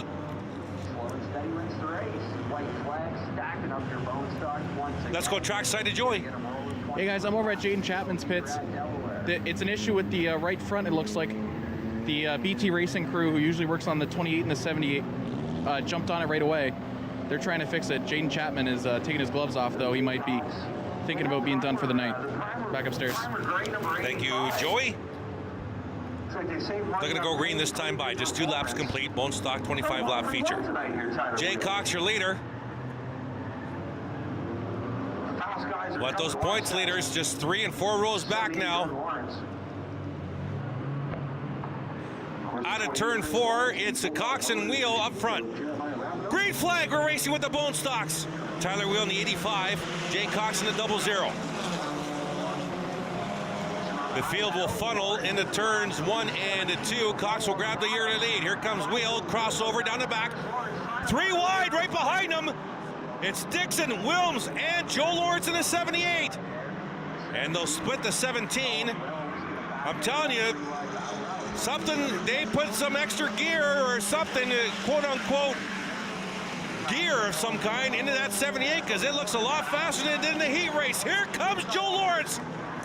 He's coming to the inside of Tyler Wheel down the back. That's 78's motor, Nathan Rhea off the pace. He'll pit into 26. Cox is your leader out of turn 4. Joe Lawrence up to 2nd quickly. Then it's Tyler Wheel. Jeremiah Rabideau now up to 4th. Chris Lawrence to 5th. The cream rises to the top early in this bone stock feature. Rabideau to the inside of Tyler Wheel as Wheel got loose in 2. Now Chris Lawrence will get to the inside of Wheel and he'll grab a spot. Here they come out of turn 4 to complete another lap. It's Jay Cox, Joe Lawrence, Jeremiah Rabideau, Chris Lawrence, Tyler Wheel, your top 5. And Joe Lawrence, that 78 looks really, really good. Look at him come out of turn 2. What a corner exit by the 78 last time by. Cox trying to protect the lead. Slow car in front, the 4. They might have to split the 4 heading into turn 1. They'll both go to the high side here. That'll allow Jeremiah Rabideau to close in a little bit. Jeremiah Rabideau's there. The points leaders come to the front. Here's Lawrence to the inside of Cox for the lead. Lawrence to the inside. Cox in the 0-0. Now Cox going to try and use the other car as a pick here. That doesn't work. The 22 stayed down low. Rabideau's right there in the black 5. 3-car battle at the front. Lawrence in the 78. Cox in the 0-0. Rabideau, here he comes to the inside of Cox out of turn 2. Down the back, new leader. Joe Lawrence in the 78. He's second in points. And the points leader right behind him. Mano, the top 2 have come to the front with 17 to go. Lots of traffic now. Lots of traffic. Lawrence, Rabideau, Cox, your top 3. Chris Lawrence all by himself in 4th. There's Vander Wish Jr. in the pits in the 7th. Leaders are going to be coming up to some heavy traffic here. Nathan Rhea back on the track in the 26. Leaders working around the 44. The orange 44 really loose in front of the leaders. Careful there. Now there's about 7 cars and about 30 feet of track here in front of the leader. Joe Lawrence in the 78 will start working through traffic. The front 3 almost separated pretty evenly now. Rabideau in 2nd, Cox in 3rd. Oh, Lawrence is going to get tied up here if they go 3 wide. He might get caught on the high side here. In the turn number 3, it's 3 wide. Rhea in the bottom on the 26. And Lawrence doing a great job of getting through traffic. Now he's held up a little bit and has allowed Rabideau to close right back in. Lawrence will go to the inside. Rabideau does a crossover. He'll come to the inside. They've lost Jay Cox in traffic though. 13 to go this time by. Joe Lawrence, leader out front. He's been dominant in bone stocks the last month. He should have won 3 features in a row. He got the middle one taken away due to disqualification. He slowly but surely trimmed the points. It was 21 behind Rabideau coming into tonight. Now a lot of good open track in front of this 78. Rabideau still has to negotiate a pass around Nathan Rhea in the black and green 26. 12 to go. This time by. For your leader, Joe Lawrence in the 78. Really loose in turn 1 there. He looked at, they tuned up that car a little bit because it was not this quick. It was quick in the heat race, but not this quick. Lawrence out of turn 4 to complete another lap. 11 to go this time by for the 78. Rabideau's cleared Rhea. It took him a while to do that, and definitely shows in the track position. Lawrence is a good straightaway from a swath of vehicles. My goodness. About 15 cars all together in the track ahead of the leader, about a half a straightaway away now. It's all about catching the traffic at the right time on a short track, ladies and gentlemen. That's as simple as I can put it. It's where you catch them. Do you catch them in the straightaway? Do you catch them under braking? Do you catch them in the corner? Caution on the speedway. Caution, we have a 5-car collision in turn number 4. Lots of cars involved there. The 06 Sarah Wheels in there. Bonnie Sustard in the 88, I believe, is in there as well. Lots of vehicles in corner number 4. There's 5 cars involved from what I can see there. The 42 is involved as well. Jason Craig involved in the 42. Let's go trackside. We got some smoke coming out. Let's go trackside to Joey. Hey guys, yeah, so it was Starrett who got into, I believe, Fiddler. I believe it was Starrett and Fiddler who got into each other, and then they split. Starrett hit the tire in the water, and then Fiddler hit the wall. Both hit super, super hard. Back upstairs.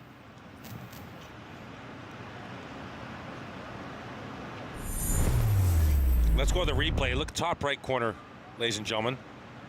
So we know that they hit the tire in the barrel in the entrance to the pit road. There's the first car right there, right side of your screen. And another car high in the wall, and then the camera pans away to the action. So we didn't get all of it, but definitely we are under red flag conditions here at Delaware Speedway. As we are under caution with 11 to go. So red flag conditions means no cars can move on who are on the track as the safety crew needs to come on. So we will step away. Red flag conditions here at Delaware Speedway. Rogers TV, presented by Oil Guard.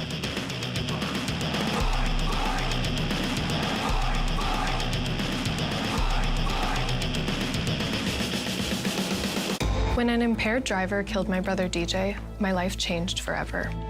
Life has changed for all of us during the pandemic, and many people are turning to alcohol and drugs to cope. Even though most of us are staying home more, police across Ontario are seeing an alarming increase in impaired driving and the horrible devastation that goes with it. Now, more than ever, we need your commitment to never drive impaired and to encourage all of your family and friends to do the same. Together, we can save lives.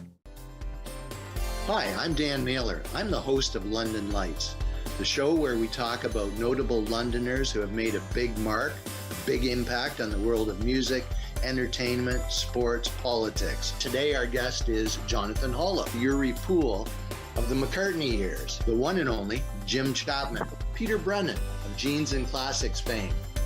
London Lights, Thursday at 8:30.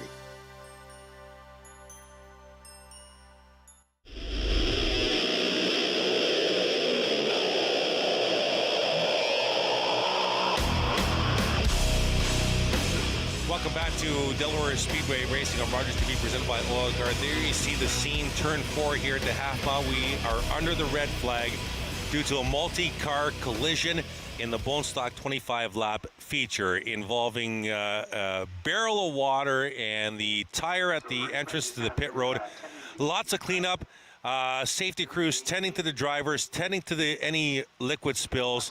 So this is going to be a little bit, gives us an opportunity. Earlier tonight, we did a couple of interviews in case we were able to show them to you. You saw the one with Jay Dewar earlier during the intermission.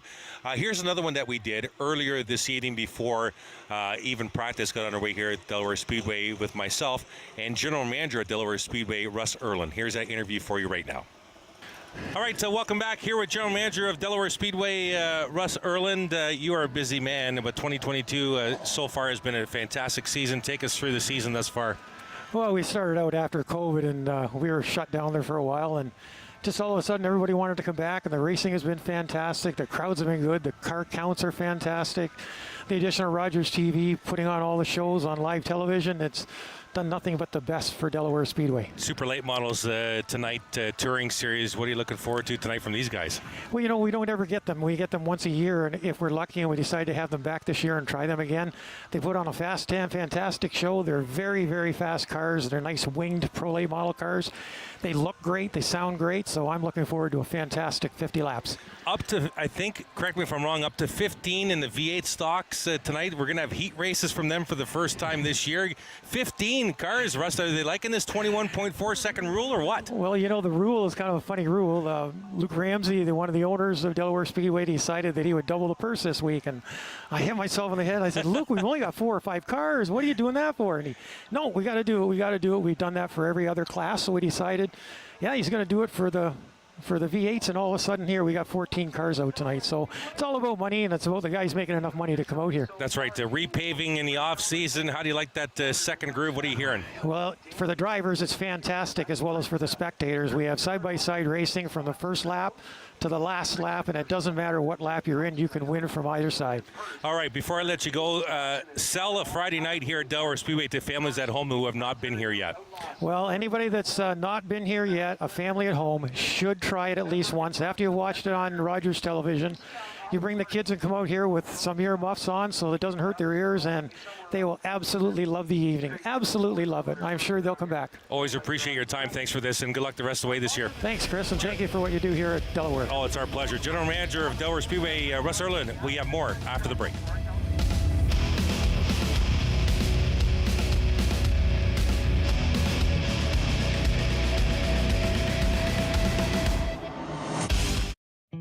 Most people that are have received treatment for drug use problems are probably going to have a lapse. Join addictions counselor Dean Anderson for Invisible, Breaking Through the Stigma of Addiction, on Rogers TV.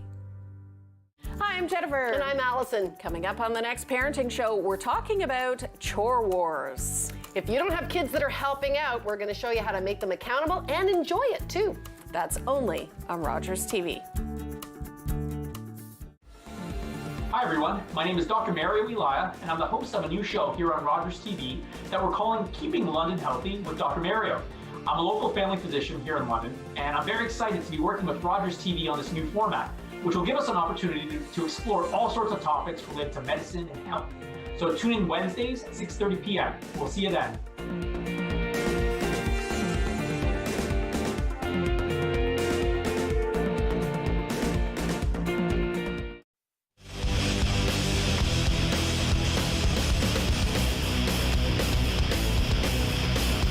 Welcome back to Delaware Speedway Racing on Rogers TV, presented by Oil Guard, and thank you again to General Manager Russ Erlin for his time earlier tonight. We've gone from red flag conditions to caution conditions, but the cleanup continues in turn 4, and over there in turn 4, our trackside reporter Joey Langdon. Joey? Hey guys, so they're currently clearing out every car that can move. Jordan Fiddler is in the 22F, he is okay. The 42 of Jason Craig, he is also okay. Their cars are just immobile. Unfortunately, Katie Starrett in the 88 has suffered some kind of injury. We're not sure what, but she is standing. She's about to go onto a stretcher. She waved to the crowd. She's in good enough spirits. She gave me a thumbs up, but she's going to go on the stretcher into the ambulance. And once we have any more updates, we will let you know. Her team is herself. Her sister also drives, and then her parents, including Len Starrett, who's drove this year. They're all up here. They're all concerned up here in turn 4. Checking on Katie. She's going onto the stretcher right now. She seems to be in good enough spirits, but once we have any more updates, we will let you know. Yeah, stay with me here, Joy. Looks like they got the collar on her just for precautionary. What are we looking at for liquid cleanup? Still pretty extensive over there in 4, Joy? So she hit the tire head on, and so there's the tire and the water barrel over here. She hit them both pretty head on, so they haven't even started clearing up the water. There was some oil leaking out of Jordan Fiddler's car.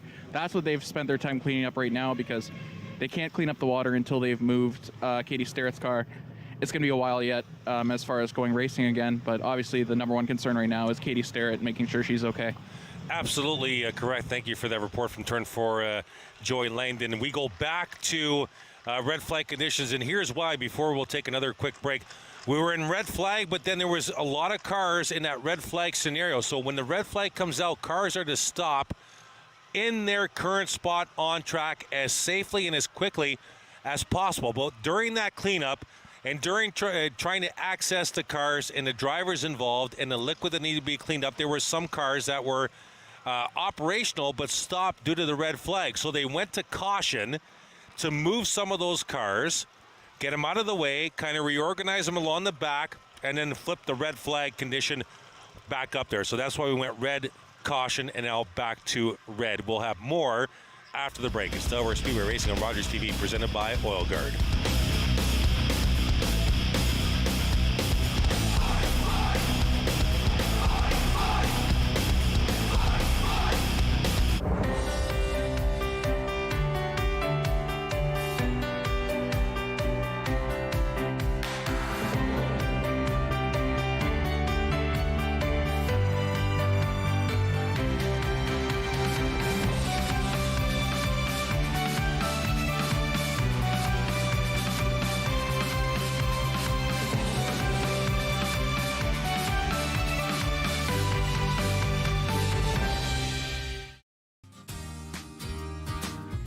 everyone, my name's Ranger M, and I work at Catfish Creek Conservation Authority.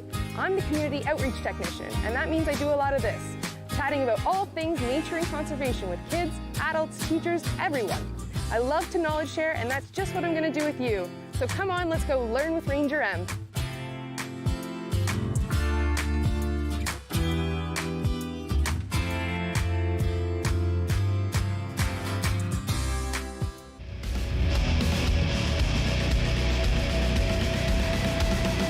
Delaware Speedway Racing on Rogers TV, presented by Oil Guard. There you see, right in the center of your screen, far end of the track, cleanup continues from a multi-car collision in this bone stock at 25-lap feature. There you see the ambulance transporting one of the drivers, Katie Starrett, out of the 88 for precautionary reasons. We have another report trackside with Joey. Hey guys, so I just talked to the medical team and the officials. Katie Starrett she's talking, she's aware, she's moving around, but she's going to be taken into the medical center for precautions because it was a heck of a hit and she's pretty shaken up. But things look good. She's just going to the medical center for precautionary reasons. Again, her family is here. Len and Katie's mom make up her pit crew, so she's in good spirits. She's with friends and family. And once I have an update on her condition, I'll let you know. All right, Joey, just stay with me for a sec. I noticed behind you on that shot, that entrance to pit road really soaking wet, but the emphasis would be actually cleaning up the track. Do you think they would leave that pit road as is to kind of speed up the process a bit? Yeah. If I were to guess, yes, because the bone stocks don't pit on pit road. And actually, it's hard to say lucky, but it's good that it was this week, if any, because nobody pits on pit road in any of these classes. So as long as the racing surface is dry, I think they'll feel confident enough to go racing again. That being said, getting the racing surface dry, as you can see, is going to be a lot easier said than done, as a lot of fluids was leaking, especially out of the 22F, but now the 88 back upstairs. All right, thank you very much, Joy. There you see the 88 car on the hook. Still looking to clean up the 42 car, which is just to the left, the green and white machine. As the safety crew continues to do work here at Delaware Speedway, and the safety crew, fantastic job here at the half mile, week in and week out. A lot of them are local area firefighters who come and help out at the Delaware Speedway, and they do some fantastic work. So the 88's been taken off the track now. They're going to clean and get some speedy dry on that fluid on the inside groove in the middle of turn 4 there. And then the tow truck will come back for the 42 as we continue cleanup here under red flag conditions during our bone stock feature. It is Delaware Speedway Racing on Rogers TV, presented by Oil Guard.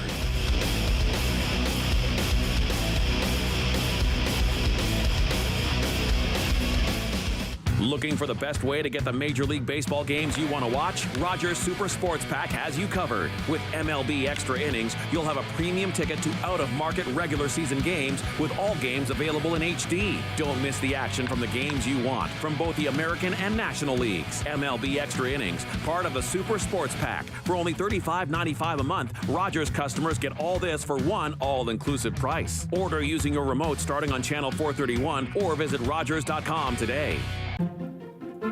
Do you have something to share? Let everyone know about your next meeting, your need for volunteers, or your fundraising event on the Rogers TV Community Billboard. Send us your words and we'll bring them to life on Rogers TV and RogersTV.com. When it's time to spread the word, go to RogersTV.com to add your announcement to the Community Billboard.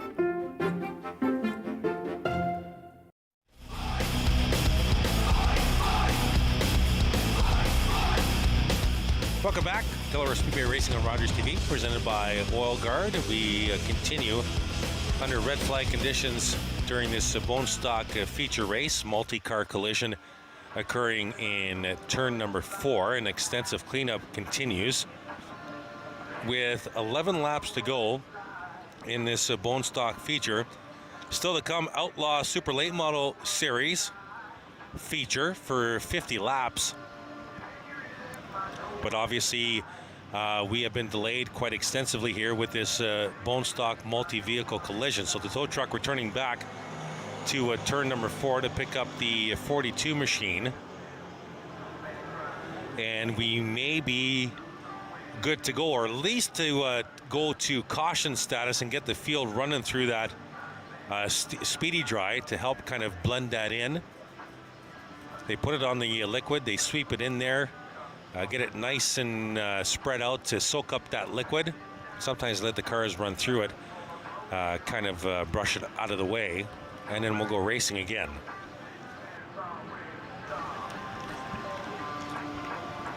So there you see the top 2 in points. The 5, Jeremiah Rabideau, your points leader. The 78, Joe Lawrence, second in points, but leading this feature, looking very strong. Jay Cox in 4th, Chris Lawrence in 5th. And it's been a pretty competitive bone stock feature race thus far until we had this pretty big collision. One of the biggest bone stock collisions of the season, involving a lot of cars, the 42 on the hook. So that will be the last race car removed from that area. They actually cleaned up some liquid in the high side of turn 4. And I believe they might be good to go. Jason Craig, 42 machine being removed. The end of the night for that 42 car. So looks like the safety crew is getting back in the truck here. Looks like we might be good to go. They're doing a little inspection. Flag stand with Scott Mackey talking to the officials in turn 4. I think the red flag is going to come down. Yes, we go to caution now on the speedway. So the pace car is going to start moving. And the field will get going, and soon doubling up and getting back to a restart with 11 to go here. Cars are rolling again on track. It's still a pretty big field. Over 30 cars for sure still to compete for another 11 laps. Now there's a safety crew in entrance of turn 3. Might be a little bit of a spill over there as well.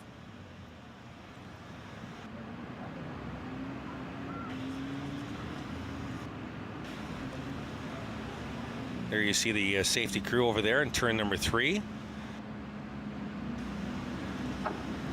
And yes, there's some more fluid that they need to clean up there, so the field will go to the high side but will remain under caution.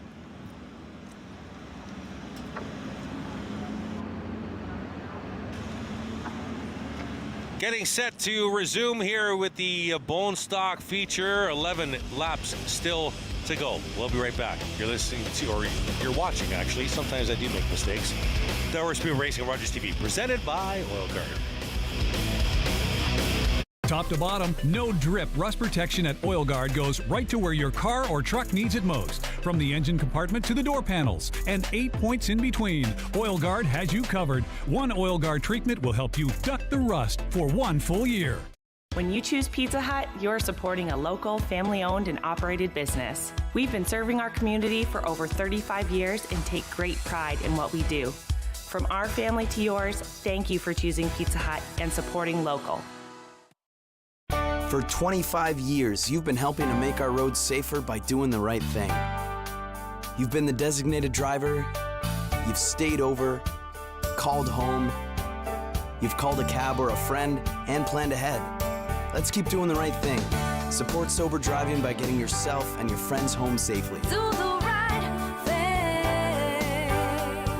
thing. Visit ArriveAlive.org to find out more. Arrive Alive. Drive sober.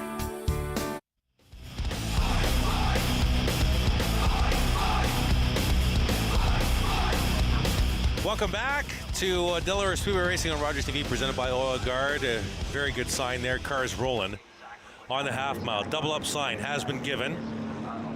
Safety vehicles are exiting the speedway. There you see the last safety vehicle right there. the side-by-side, checking things out. Just at the entrance of turn 1.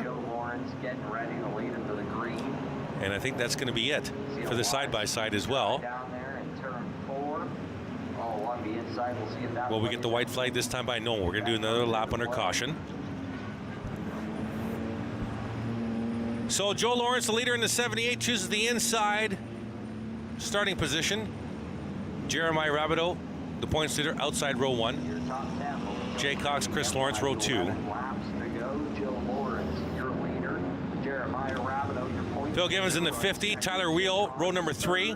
Chris Lawrence back there in 4th. Phil Gibbons 5th.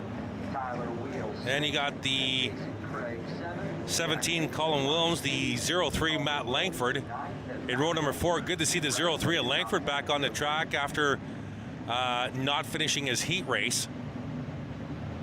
So those first 4 rows, look out.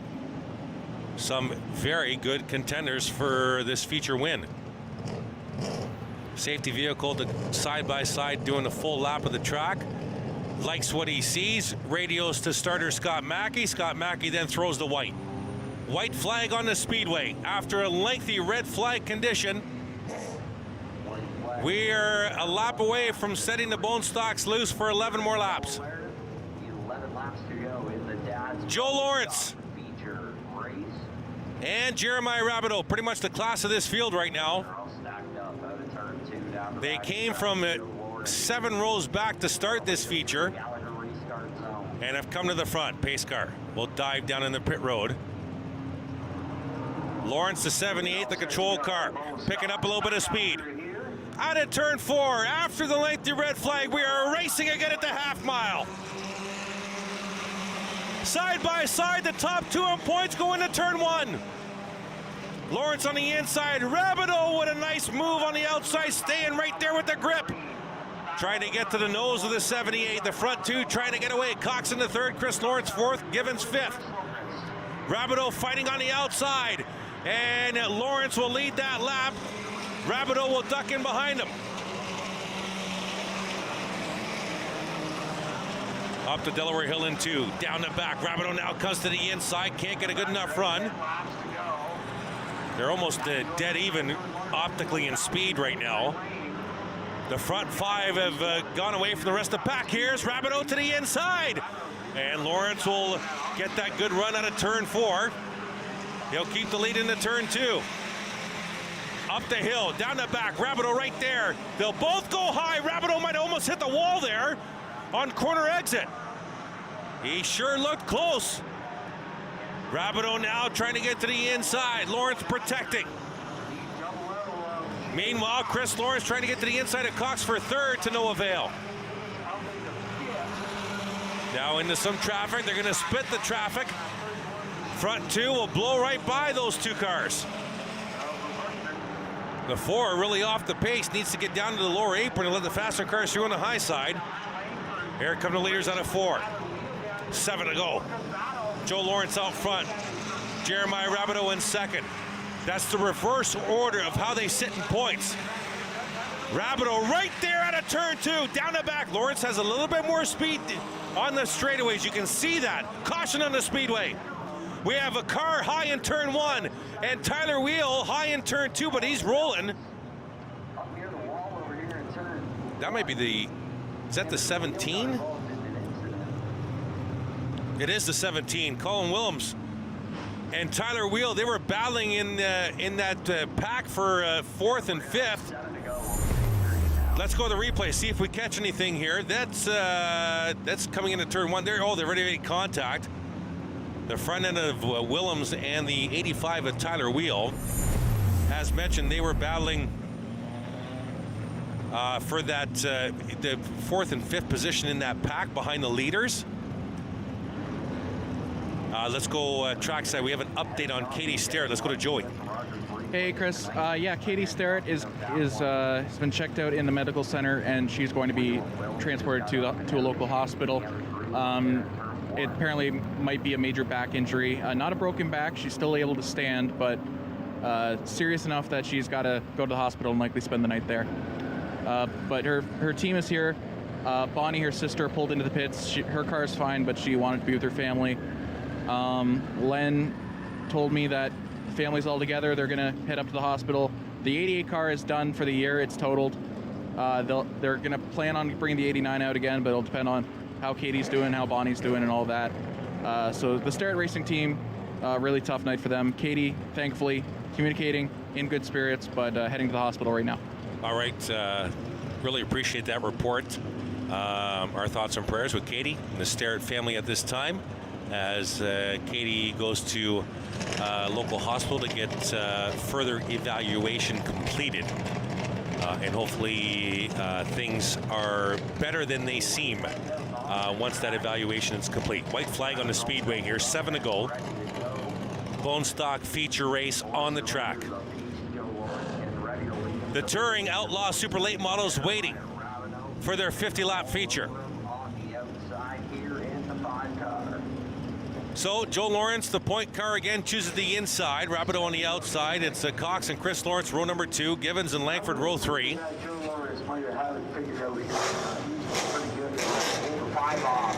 The 18 of Josh Flanagan. And there's Adam Generu in the 25, outside row number 4. That 25 continues his consistent finishing week after week. That's why he's 15th in points. Out of turn 4, green flag. We're racing with the bone stocks. Lawrence, Rapido drag race into turn 1. Cox right there as well. Rapido, nice run out of turn 2, up the hill, down the back. That time, Lawrence wasn't able to pull away like we've seen when they were single file. Side by side through 3 and 4. Rapido coming right now. And Lawrence is going to lead that lap. Chris Lawrence right behind Cox for 3rd, right behind this twosome. And then it's Givens and Langford. The front 6 have gotten away. Lawrence, caution on the speedway. Looking around. We got the 7 right in front. Front stretch. Pete Vanderwish Jr. in the black 7s around back end into the inside wall. And caution on the speedway. And 6 to go now, so lots of cautions. Cautions breeding cautions right now in the bone stock feature. Safety crew has been deployed to the front stretch for the 7 of Pete Vanderwish Jr.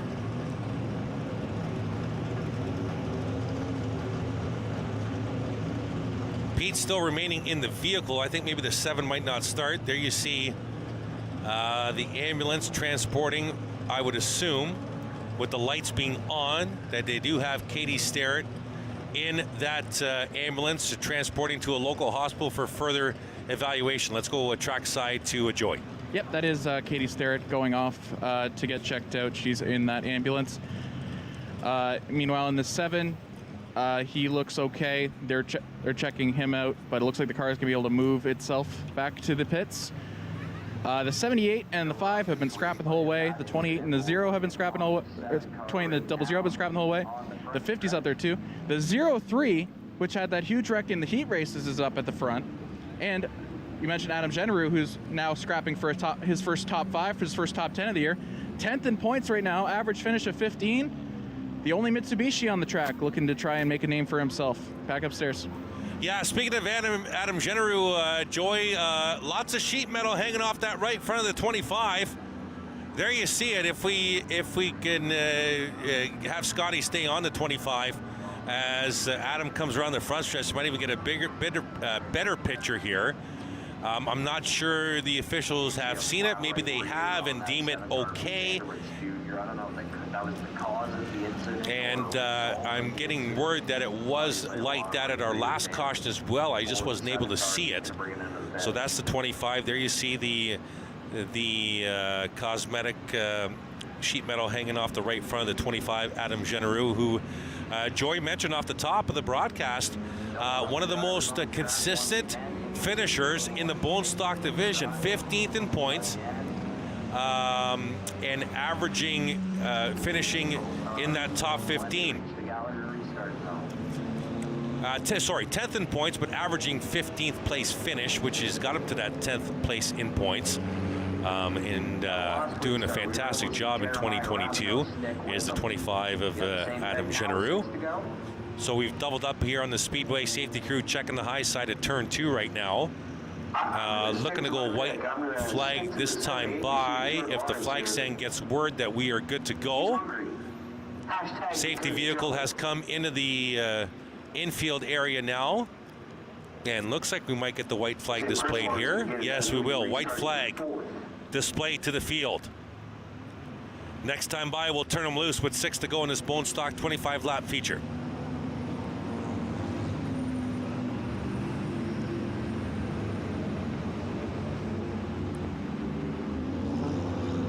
So we've gone from 38 cars to 23. We've lost 15 of them to attrition, incidents, mechanical, etc., etc., etc.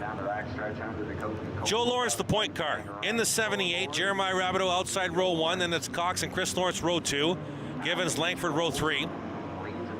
They're going to mash the gas already. Coming out of turn 4, looking for the green.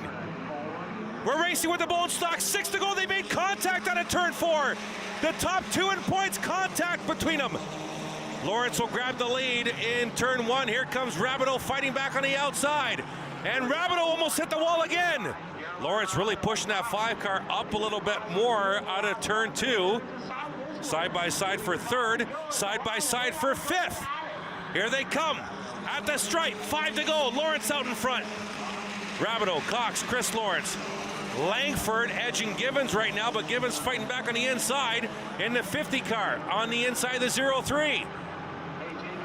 And they'll roll down the back. There's the leaders. Joe Lawrence getting loose in turn 3, allowed Rabideau to come back. Rabideau couldn't get the nose inside that left rear corner panel of the 78. 4 to go. In through turns 1 and 2. Another time. Now the front twosome starting to distancing themselves from the 00 of Jay Cox in 3rd. It's mono versus mono at the front. Top 2 in points. Rabideau's the points leader in the block number 5. 3 to go. I don't see them catching an abundance of traffic in a short distance of track position with only 2.5 laps to go. They'll go to the high side of the 4 and the 22. And now it's just the 2 of them out front by half a straightaway now on Jay Cox and the 00. And through turns 1 and 2 one more time. Rabideau gets a good bite in the corner there. But Lawrence kind of spreads a little further out to a car length now into turn 3. White flag on the speedway this time by. This isn't a complete loss if you're a Jeremiah Rabideau fan. He is the points leader, up by 21 points coming into tonight. He finishes 2nd. It's very minimal point gain by the 78, but it is a point gain nonetheless. Rabideau cuts to the inside, half a lap to go. Top 2 in points, reverse order on the track. Joe Lawrence trying to take another feature. This would be 4 in a 5-week span at the checkered flag. It's Joe Lawrence in the 78, followed by the 5 of Jeremiah Rabideau. Jay Cox in 3rd, Chris Lawrence in 4th. Phil Givens rounds out the top 5. Then it's Langford, Flanagan, Genereux with an 8th place finish for Adam. Tyler Wheel, Brian Brooks, Mitchell Rawlings, Joe Kicks, Cassie Howard, Stan Cook, Chris Fairweather, Rob Wollaston, Jesse Herzl, Donovan Clark, William Clausen, Mark Lamont, Miss Penny, John Solstice, Nathan Rhea, Mike Verburn, Colin Wilms, Brett Pelly, Pete Vanderwist Jr., Jason Craig, and the rest were involved in that accident in turn number 4. Here comes your feature race winner, the 70 to Joe Lawrence continues his dominance over the last 4 or 5 weeks. And we'll send it trackside momentarily for the post-race interview. And Joe likes to talk. We've noticed over the last 4 weeks, it's one of the longest post-race interviews you'll get. Is Mr. Joe Lawrence. He doesn't want to forget anybody when he says his thank yous. As you can hear the motors of the super late models getting fired up behind Victor Lane. Joe getting set to climb out of the 78. He's won 3 of the last 4 features. The second one, he could have won 4 in a row. The second one, he was disqualified. Let's send it trackside to Jamie Maudsley. Come on around here. FM 96. This summer. Former AP champ, you're like a unicorn, man. You can win anything. I got to thank Chris and Penny for giving me a car to run.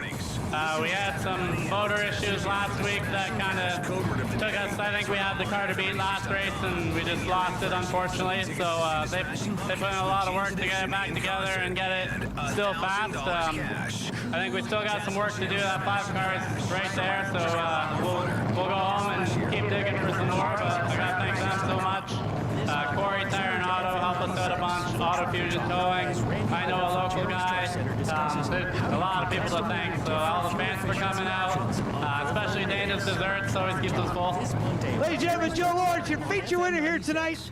Discount Auto Part Depot and Supply. Winner for the World Stocks, Joe Lawrence, has now won 3 of his last 4 features. He's red hot. When we come back, it's the Ontario Outlaw Super Late Models at Delaware Speedway. It is Delaware Speedway Racing on Rogers TV, presented by Oil Guard. Motorists across Ontario trust Oil Guard Formula 2 No Drip for proven rust protection. Oil Guard has been road tested against Ontario winters by hundreds of thousands of vehicle owners just like you. Oil Guard knows how to help you duck the rust. Don't get caught unprepared this summer. White's Rental is your one-stop shop for lawnmower tune-ups and repairs. You can visit us at our new location, 785 Little Simcoe Street. Looking for the best way to get the Major League Baseball games you want to watch? Rogers Super Sports Pack has you covered. With MLB Extra Innings, you'll have a premium ticket to out-of-market regular season games with all games available in HD. Don't miss the action from the games you want from both the American and National Leagues. MLB Extra Innings, part of the Super Sports Pack. For only $35.95 a month, Rogers customers get all this for one all-inclusive price. Order using your remote starting on channel 431 or visit Rogers.com today.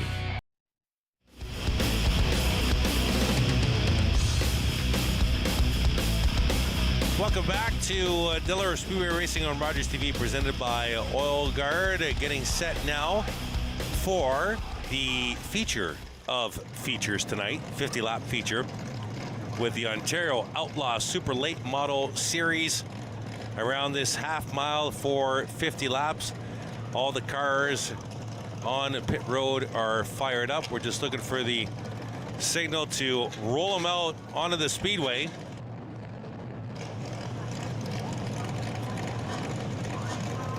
And these cars will, as Jordan Maudsley was saying earlier tonight, these cars are the fastest around the Delaware half mile out of the regular season schedule.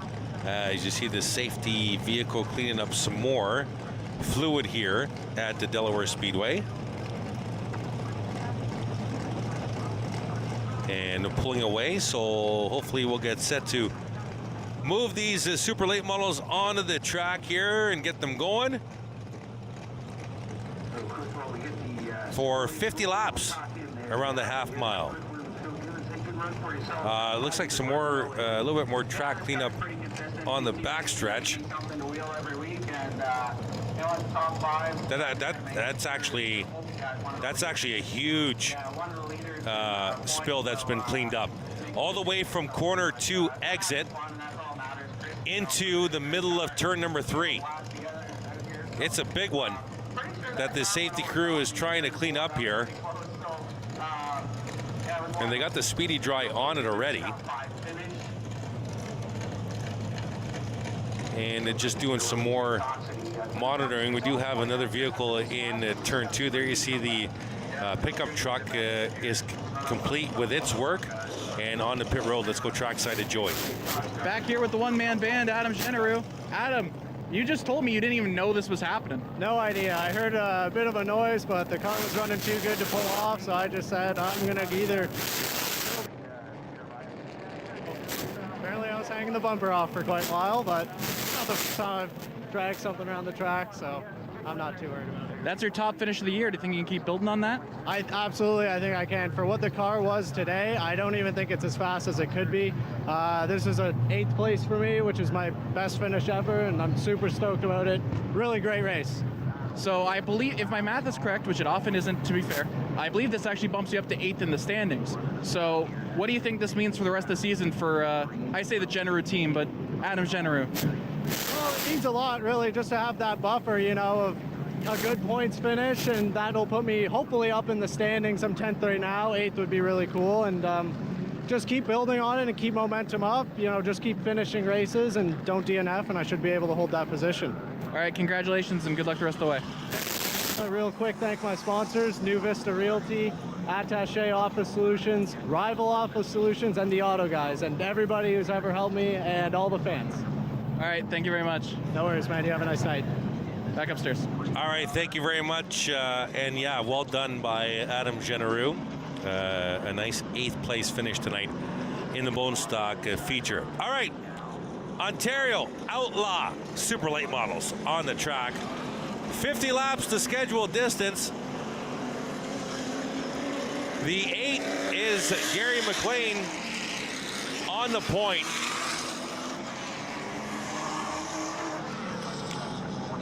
The 21 outside row number 1. Oh, sorry, my apologies. That is the 71, John Cadman, outside row 1. Inside row number 2, one of the favorites, the 22 of Glenn Watson. And the 03 of Dario Capurchio. Row number 3, inside row 3, the 73 of Mike Miller. And the 51 of Ethan Cornway. Oh, sorry, Cornea. No, I'm not a Habs fan, and that goes to Scotty in the truck because I saw the Habs hat tonight. It's supposed to be Cornea, not Cornway. I'm sure we'll laugh about that after the broadcast. So, getting set here for the super late models. 50 laps, the scheduled distance. This should be a fast feature. If we go without a color that's not green, I'm not going to mention it. I'm not going to jinx it. White flag on the Speedway.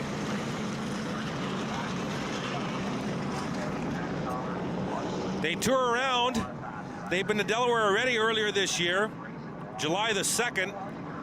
They'll wrap up the season August 27th at Laird International Raceway just outside of Sault Ste. Marie, and then September 18th, Sunset Speedway. But right now, they're at Delaware Speedway for 50 laps. It's the Ontario Outlaw Super Late Models at the half mile. Green flag, we're racing.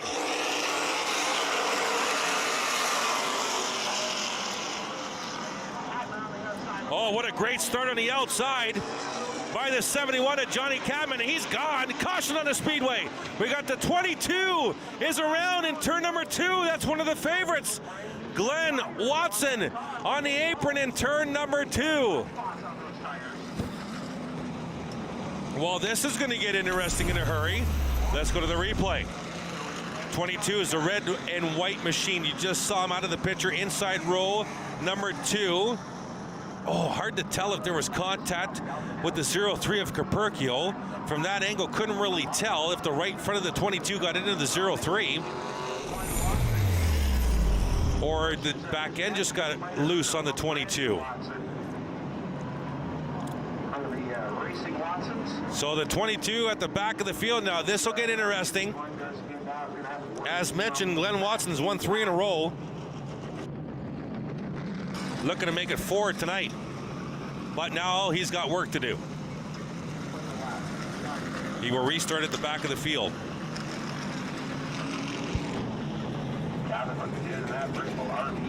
We have not completed a lap yet.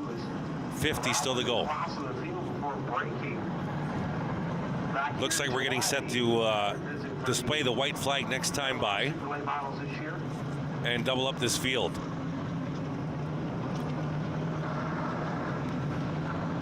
So Glenn Watson will have to start at the back here after being the caution car.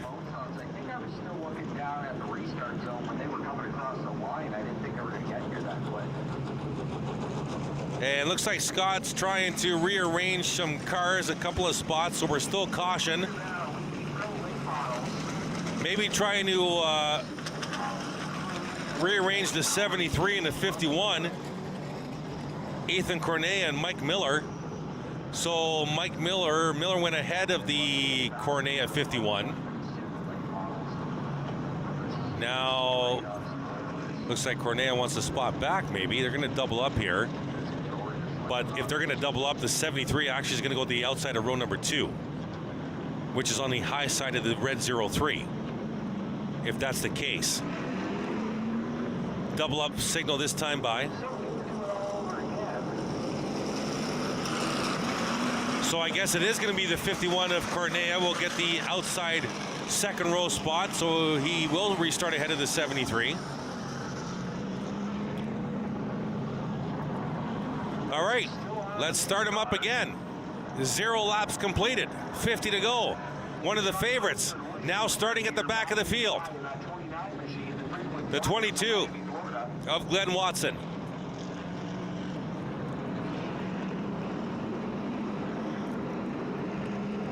White flag displayed at the starter stand, this time by.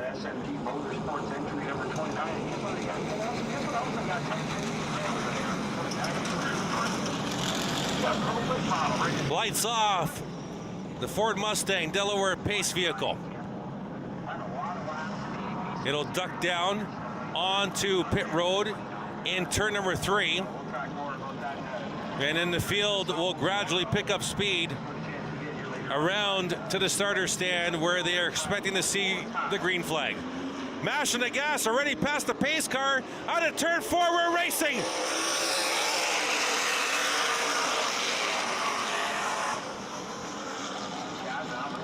Cadman out front again.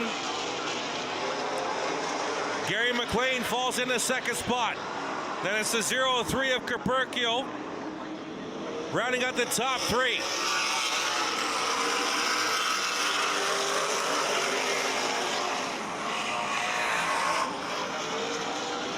Cadman trying to stretch his legs early here.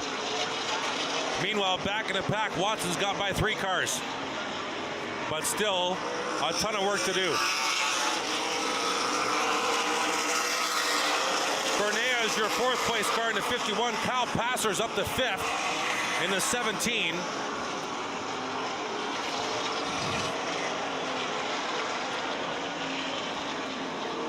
Leader comes around turn 4 to take another lap.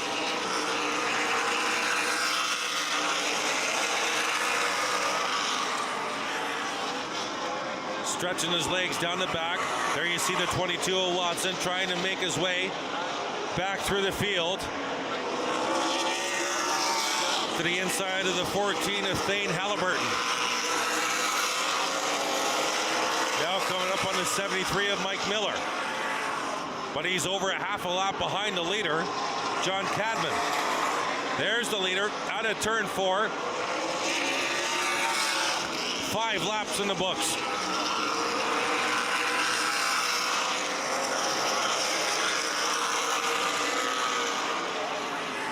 Fastest cars at the Delaware Speedway on the regular schedule for 2022. They're here right now. Ontario Outlaw Super Late Model.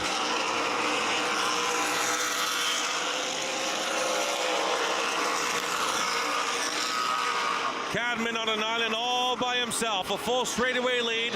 No back marker traffic for almost half a lap.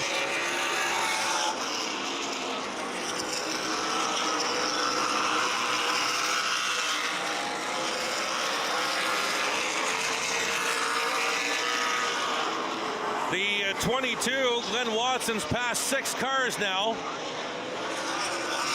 And Watson is slowly catching a pack of 4 cars, battling for the 3rd position. There's the leader into turn number 3, Johnny Cadman, way out in front. Then it's McLean, Capercio, Cornea, Passer, Lay, and then Watson. And Watson has gotten past Kevin Lay in the 27. Oh, no, he has not. My apologies. He's about to. To the inside of Kevin Lane, the 27 is the 22 of Glenn Watson. Had to restart the back of the field. He's won 3 Outlaw Super Late Model Series features in a row. Trying to complete the 4-bagger tonight. Now behind the 17 of Cal Passer. That's for the 5th position. And now he's under half a lap behind the leader. 7.47 seconds behind the leader, John Cadman.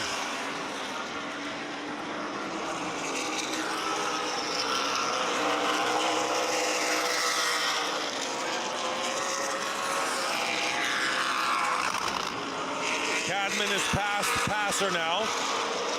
Or sorry, Watson is past Passer now for the 5th position. Next up on the list, the 51 of Ethan Cornea.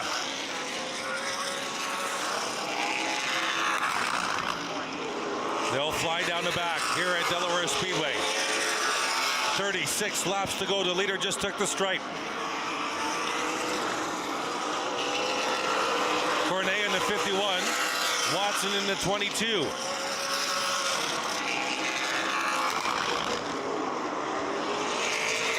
Watson to the inside of Cornea will make the pass. And now Watson up to 4th.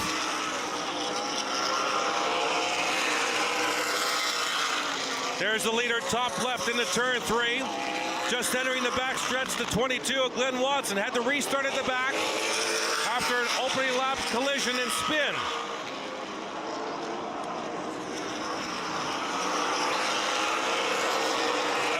It's just under half a lap difference right now. He's lost a little bit of time, 8.01 seconds behind the leader. And into more traffic, and the 03 of Dario Caperchio for 3rd.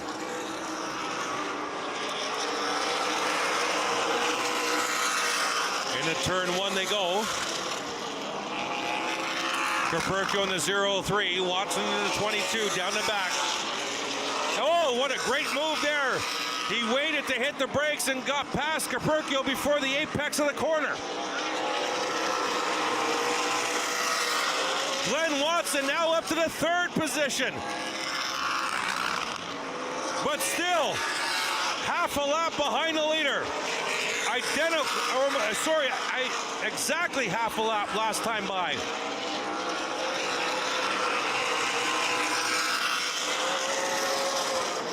.3 seconds back to be exact.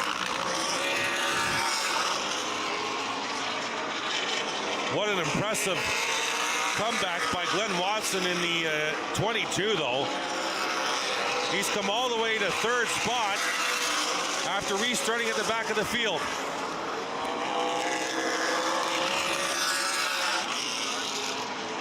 Now it's under half a lap.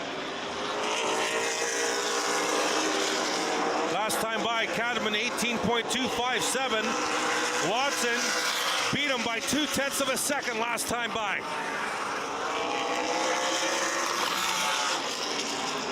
That lap for the leader, 18.210. Let's check Watson at the line. 18.162. He nipped him by 0.04 of a second that time by. It's visibly on the track, less than half a lap now, Bud. Watson's in traffic, Cadman's not. And now it went back to half a lap just like that. 8.9 second difference. 26 laps to go. Halfway next time by for the leader. It's all about where you catch the traffic. We talked about it earlier tonight. Where do you catch that traffic? Do you catch it when you break into the corner entry? Do you catch it halfway through the straightaway? It's very, very important, and obviously helps your lap time when you catch that traffic. Battle for second now. Watson is reeled in. Gary McLean out of turn 4. There's your leader in turn 3, top left. Battle for second out of turn 2, bottom right. It's about half a lap. Watson to the inside of McLean for second spot. Dead heat at the line. They gave it to Watson. Oh, and McLean's loose in the wall. And keeps it going straight. We stay green. The 8 got up in the marbles.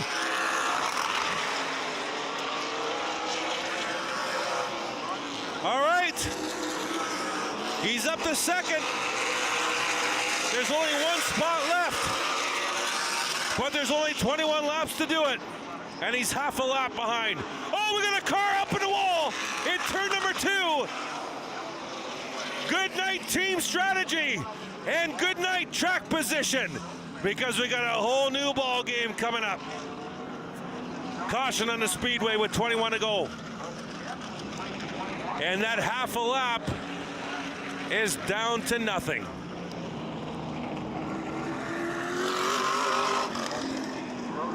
Looks like the 29 is Sean Grossman. Let's go trackside to Joey.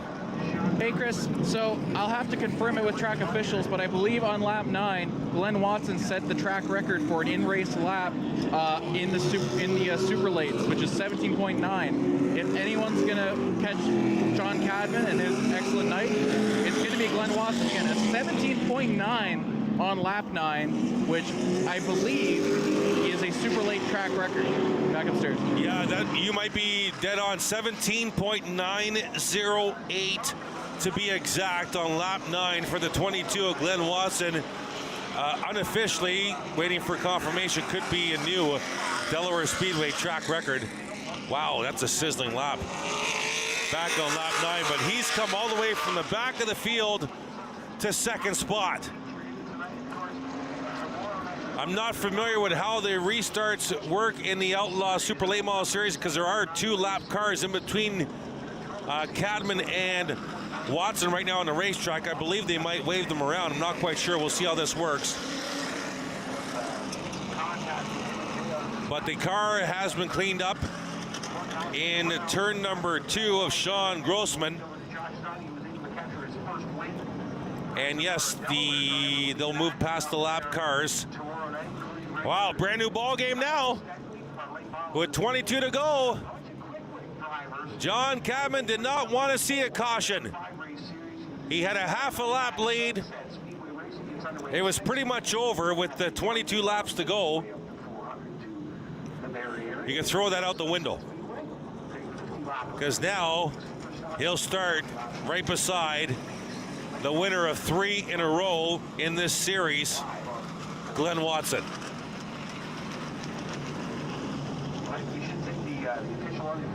Safety crew back in the infield. The ambulance has returned after transporting Katie Sterrett to local hospital to get checked out from the bone stock feature. So I believe starter Scott Mackey is going to double him up here this time by. This was the break he was looking for. They were 9 seconds behind the leader.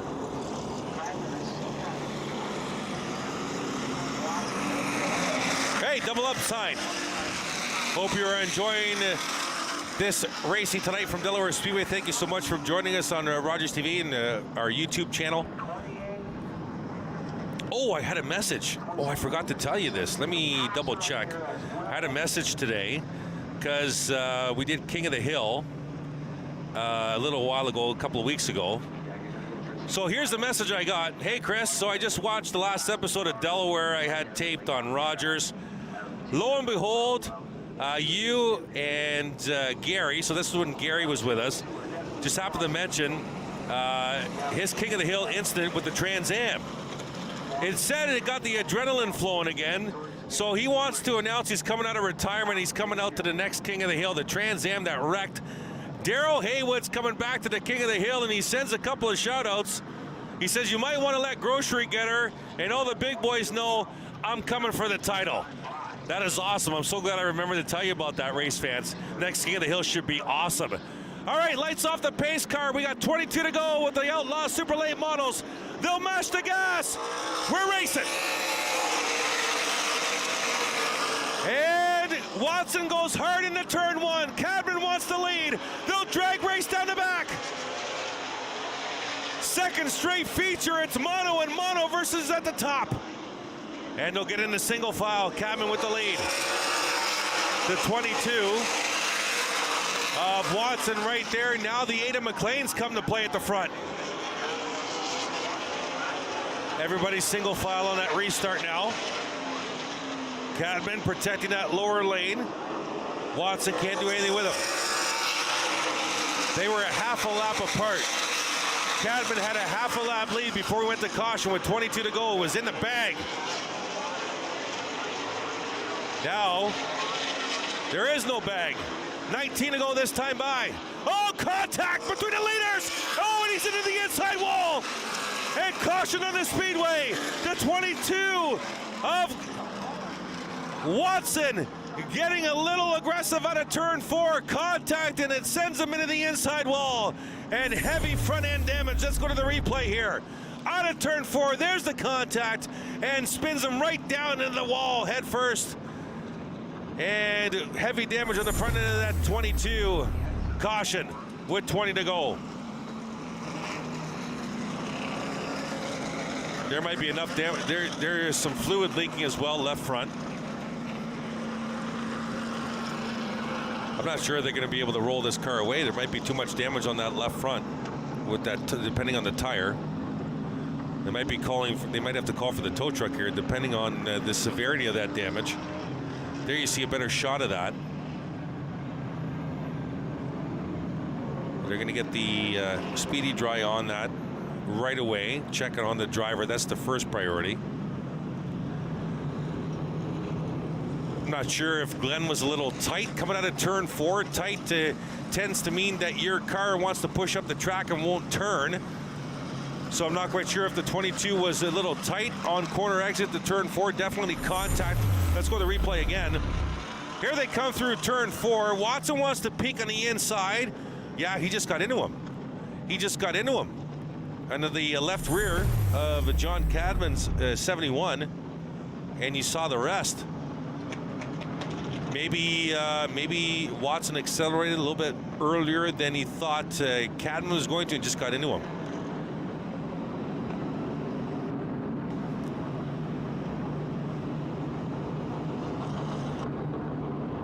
So working on the 22 on the business end of the towing truck. Let's go trackside to Joy, who's right there. You see him on our screen. Joy? Hey guys, yeah, so the driver's okay. He's trying to get back in, but there is a lot of fluid leaking out of this car.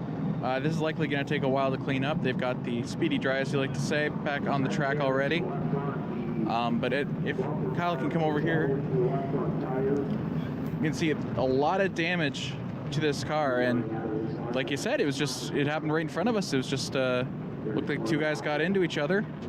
One drove a little more aggressively than the other, and one's in the wall. The two leaders were there. Now, what'll be interesting here, I don't know the rules for the Outlaw Super Late models, but will they class the leader as an incident car and push him to the back? That would be music to the ears of Gary McLean, who, battling in third all night, would inherit the lead back upstairs. Yeah, thanks, Joy. That'd be interesting if they made that call. I would tend to disagree if they do make that call. It was Watson that got into the left rear of Cadman. I don't think Cadman did anything to initiate the contact or be involved as an incident car. It was, I think it was all 22, according to our Rogers TV replay.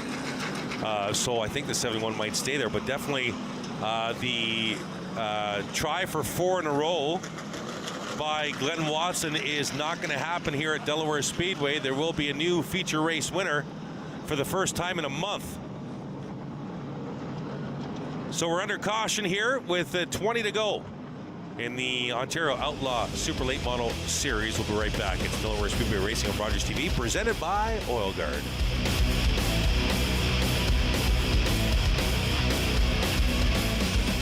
Oil Guard's Formula 2 No Drip stays where the technician puts it, protecting your car or truck from the ravages of rust.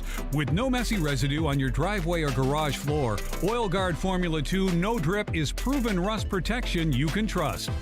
Hi, I'm Jennifer. And I'm Allison. Coming up on the next parenting show, we're talking about chore wars. If you don't have kids that are helping out, we're going to show you how to make them accountable and enjoy it too.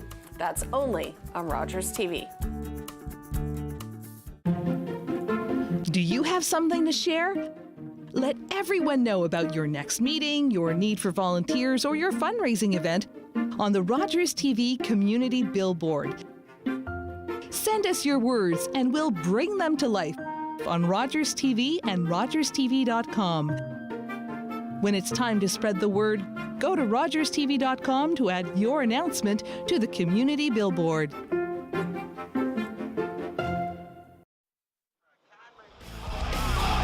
Welcome back. We're getting set for a restart. Glenn Watson said on an interview with the track announcer, I tried to get under him. I ran out of room. My front end got under his, and I went into the wall. That was it. Restart here at Delaware Speedway. 20 to go. Cabin and McLean now at the front. And Cabin grabs the lead, and he's gone. Quickly out to 4 car lengths before they get to braking zone in turn 3. The field comes out to complete another lap. Oh, contact in turn 1! Up in the wall is the 51. Now a couple other cars spinning around, and we'll go to caution again here at the Delaware Speedway. The 51, Ethan Cornea, coming in contact with another vehicle. I could not see the number. Let's go to the replay, see if we can pick it up. Cornea is back on your right hand of your screen. Yeah, contact right here, the white car. See that?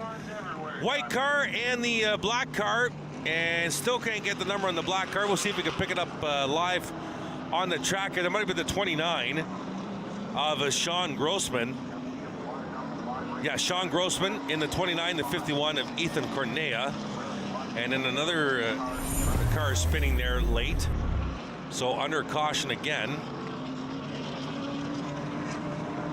That's the Burrows 64B machine of Chris Burrows. So 19 laps to go. It's a long one here at Delaware Speedway this Friday night. Thanks for staying with us. 19 to go. It is the weekend. Don't go to bed yet. You can sleep in. 19 to go. Ontario. Outlaw Super Late Models. The leader, John Cadman in the 71. Track is all cleaned up, and we'll get the double up sign at the flag stand.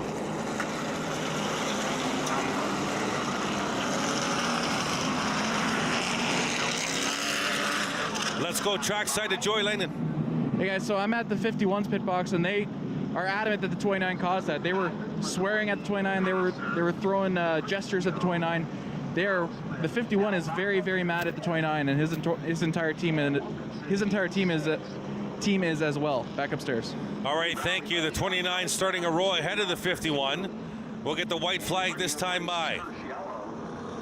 John Cabin, your leader. Gary McLean outside row number 1. The 17 is Kyle Passer inside row 2 with the 03 Dario Caperchio. Then it's Grossman inside row number 3. Lights off. Delaware Speedway pace car. He'll duck down here into turn 3. And they'll pass him already. Mashing the gas. They want to get at her. Green flag.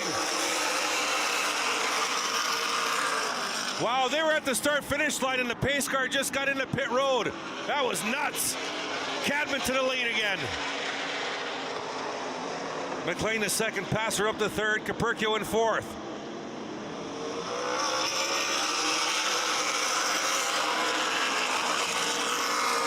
Grossman and Cornea now nose to tail. That could be interesting for sixth. There they are down the back. 17 to go this time by. John Cabin leads the train out of turn 4.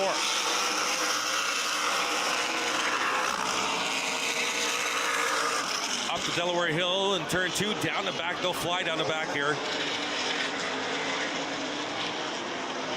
Remember, this track is an egg-shaped oval. Turns 1 and 2 is a shorter distance than turns 3 and 4. Which means if you want a good push off the corner, you set it up for turn 2. Or if you want good handling and speed through the corners, you set it up for 3 and 4.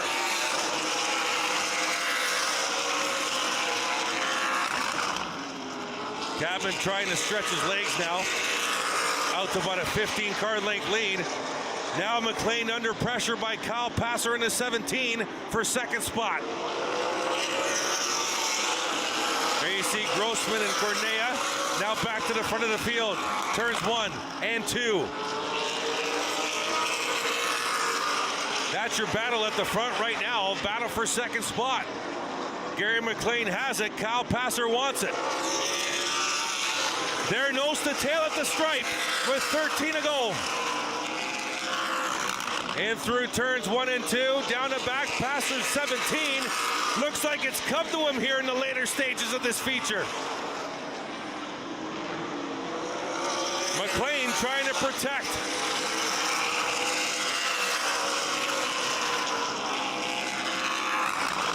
The 17, no pun intended.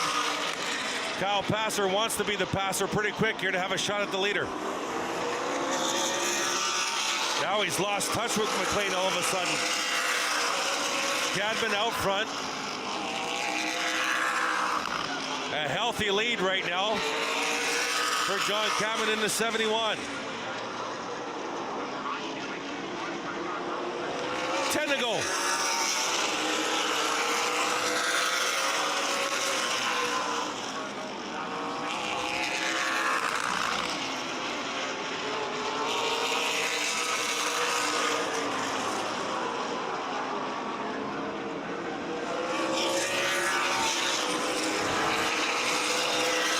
Through turns 1 and 2. Still a very comfortable lead. Good battle right there. The 03 Caperchio, the 27 of Kevin Lay. That's for the 4th position. That's your only battle right now in the top 5. Actually in the top 10, that's your only battle. And once again, we start talking about a battle, it breaks apart as Kevin Lay's kind of lost touch with Caperchio, and Caperchio starting to track down the 17 of Passer. There's the 17, there's the 03, washed up the track, lost a lot of track momentum. There's Kevin Lay now for position. Caperchio got really tight in turns 1 and 2 and washed up the track.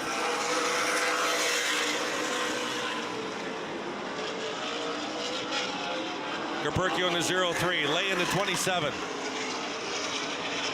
Down the back, 5 to go this time by. There's your leader at the stripe, 5 to go. That's your battle for 4th right there. So, yes, for 4th, bottom right. 03 Caperchio, 27 is Lay. Straight away behind the leader. Laps ticking away. John Cadman had a very, very healthy lead. At one point was half a lap ahead of Watson. Caution came out. They restarted side by side. Contact on a turn 4. Watson wrecks into the inside wall. And that brings us to now. There's your leader. Down the back, 2.5 laps to go here at Delaware Speedway. 50-lap feature. Ontario Outlaw Super Late Model Series.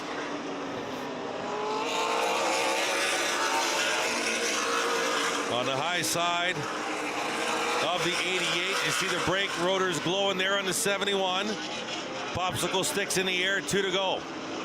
Through turns 3 and 4. Out of turn 4, looking for the white flag. He'll take the white flag. 1 lap to go for John Cadman. Trying to take home the checkered flag here in the Ontario Outlaw Super Late Model Series. Down the back one final time. Through turns 3 and 4. Looking for double checkers. There they are. Checkered flag for the 71 of John Cadman. Gary McLean will hold on to second. Cal Passer third. Dario Caperchio fourth. Kevin Lay fifth. Then Sean Grossman, Ethan Cornea, Mike Miller, Adrian Foster, Thane Halliburton, Chris Burrows. Glenn Watson will wind up finishing 12th. Scott Beatty 13th. And coming around the victory lane will be the 71 now of John Cadman. And momentarily we'll send it down the track side to Jamie Maudsley. Post-race show coming up in a few minutes as well. So don't go anywhere. We'll get final thoughts from Joey Langdon trackside.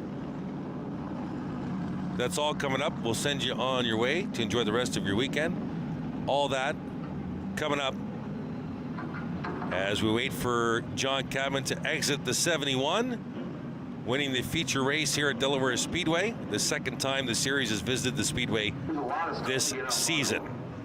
Let's send it trackside right now to Jamie Maudsley. Lots of stuff surrounding me, keeping me safe too.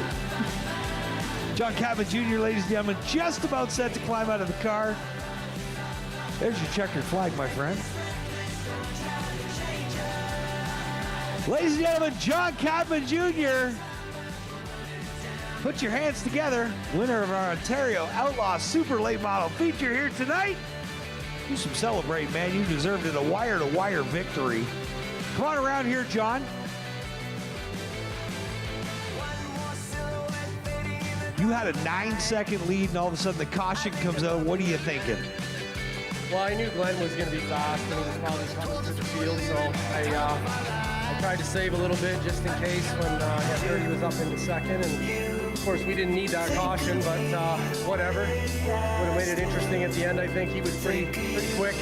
Probably just quick enough to race his hard all the way to the end of the night. I don't know what happened before, but I guess he felt to get in the back a little bit, maybe got into the inside ball. Tell us about your sponsors here, who got you here, and how cool is that? I mean, this has got to make up for that July race, right? Yeah, I felt we had the car to beat in July. Car was good tonight, not quite as good as that car, but good enough to win, and that's all that matters. I need to thank Power Sports Link Financing, Pro Battery Shop, Bristol Motors RV, and Junior Hanley for all the hard work he puts into this thing. We were ready to give up on it a couple of times this year with all these motor problems. We've had 3 DNFs this year, so finally got the monkey off her back. Hey, you got it figured out tonight. Ladies and gentlemen, John Cadman Jr., your feature winner here tonight. Your feature race winner for the visiting Ontario Outlaw Super Late Model Series, John Cadman in the 71. Post-show comments, final thoughts coming up next. Delaware Speedway Racing on Rogers TV, presented by Oil Guard. Top to bottom, no drip rust protection at Oil Guard goes right to where your car or truck needs it most. From the engine compartment to the door panels, and 8 points in between, Oil Guard has you covered. One Oil Guard treatment will help you duck the rust for 1 full year. When you choose Pizza Hut, you're supporting a local, family-owned and operated business. We've been serving our community for over 35 years and take great pride in what we do.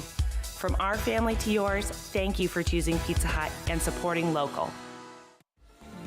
Hi everyone, my name is Dr. Mario Elia, and I'm the host of a new show here on Rogers TV that we're calling Keeping London Healthy with Dr. Mario. I'm a local family physician here in London, and I'm very excited to be working with Rogers TV on this new format, which will give us an opportunity to explore all sorts of topics related to medicine and health.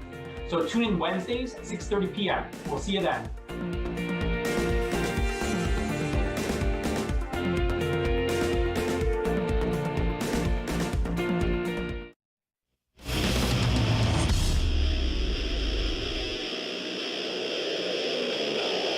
Welcome back to Delaware Speedway Racing on Rogers TV, presented by Oil Guard. Wrapping things up from a great night of racing here at the half mile. There's Joey Langdon as we go split screen. Joey, final thoughts tonight, sir? Well, I mean, it was a chaotic night. The Outlaw Super Lates, absolutely flying down here. There's been some super modifieds or some open wheels that have gone faster, but I believe as far as stock cars go, that was the fastest that Delaware Speedway has ever seen, at least from what I can tell. As far as the other classes, V8 stocks, what a wild night. And Ethan Orr, you mentioned that he was looking for his first feature win. Not only that, he's never won a heat. He's never won a feature. He's never won just driving around on cars for fun. He's never won a car race in his life. He's won kart races, but never a car race. And he does it for the first time in the money race at Delaware Speedway in the feature. In the bone stocks, I mean, thankfully, everything about Katie Starrett sounds positive right now. She's being brought to the hospital for further examination. As far as the racing itself, I mean, you can't ask for better than the Lawrences and Rabideau up at the front. Jake Cox, fantastic night for him. I believe he rounded out the podium spots. That's his highest finish of the year in a feature. We'll keep watching all the others in the bone stocks. They've had BT Racing is a heck of a story. Lamoureux is a heck of a story. Rabideau, he's still in front. He's only going to lose about 2 or 3 points, if that. Phil Givens has been it's been a great season for him for his first season at Delaware. There's not much more you can say. It's been a fantastic night, chaotic night, everything you can ask for at Delaware Speedway. Yeah, absolutely. Thank you for the thoughts on that great summarization, Joey. Well said, in our thoughts and prayers again. Going out to Katie Starrett and the entire Starrett family. Thank you so much for joining us for another edition of racing here on Delaware on Rogers TV. We appreciate it. It's been a long night, but it's been a fun night. For Joy downstairs, Scott and Jake in the truck, and all of our camera staff, I'm Chris Orrs. Thank you so much for joining us. We continue next week. More racing here on Rogers TV. DelawareSpeedway.com for all your ticket information. Enjoy the rest of your Friday. Have a fantastic weekend. We will talk to you next Friday night right from the half mile. This has been Delaware Speedway Racing on Rogers TV, presented proudly by Oil Guard. Good night.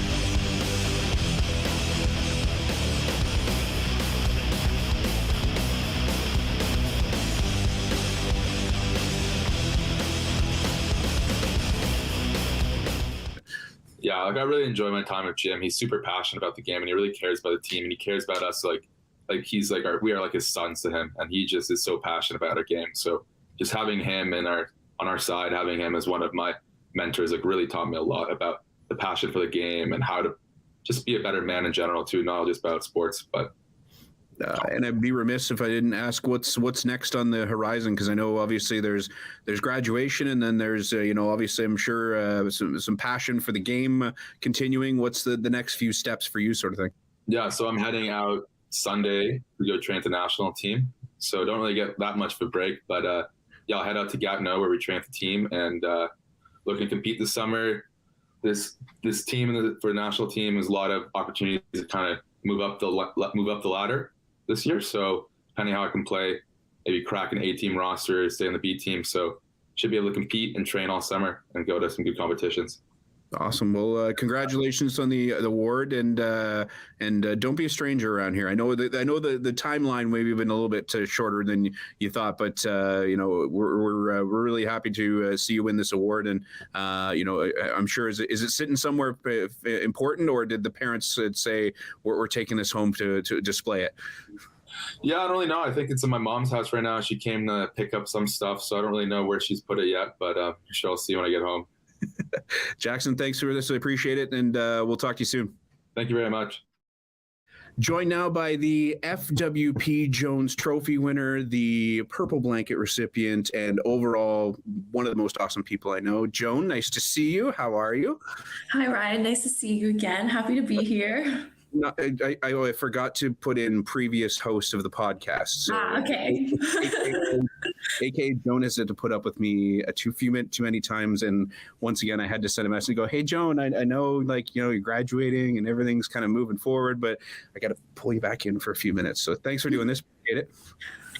Of course.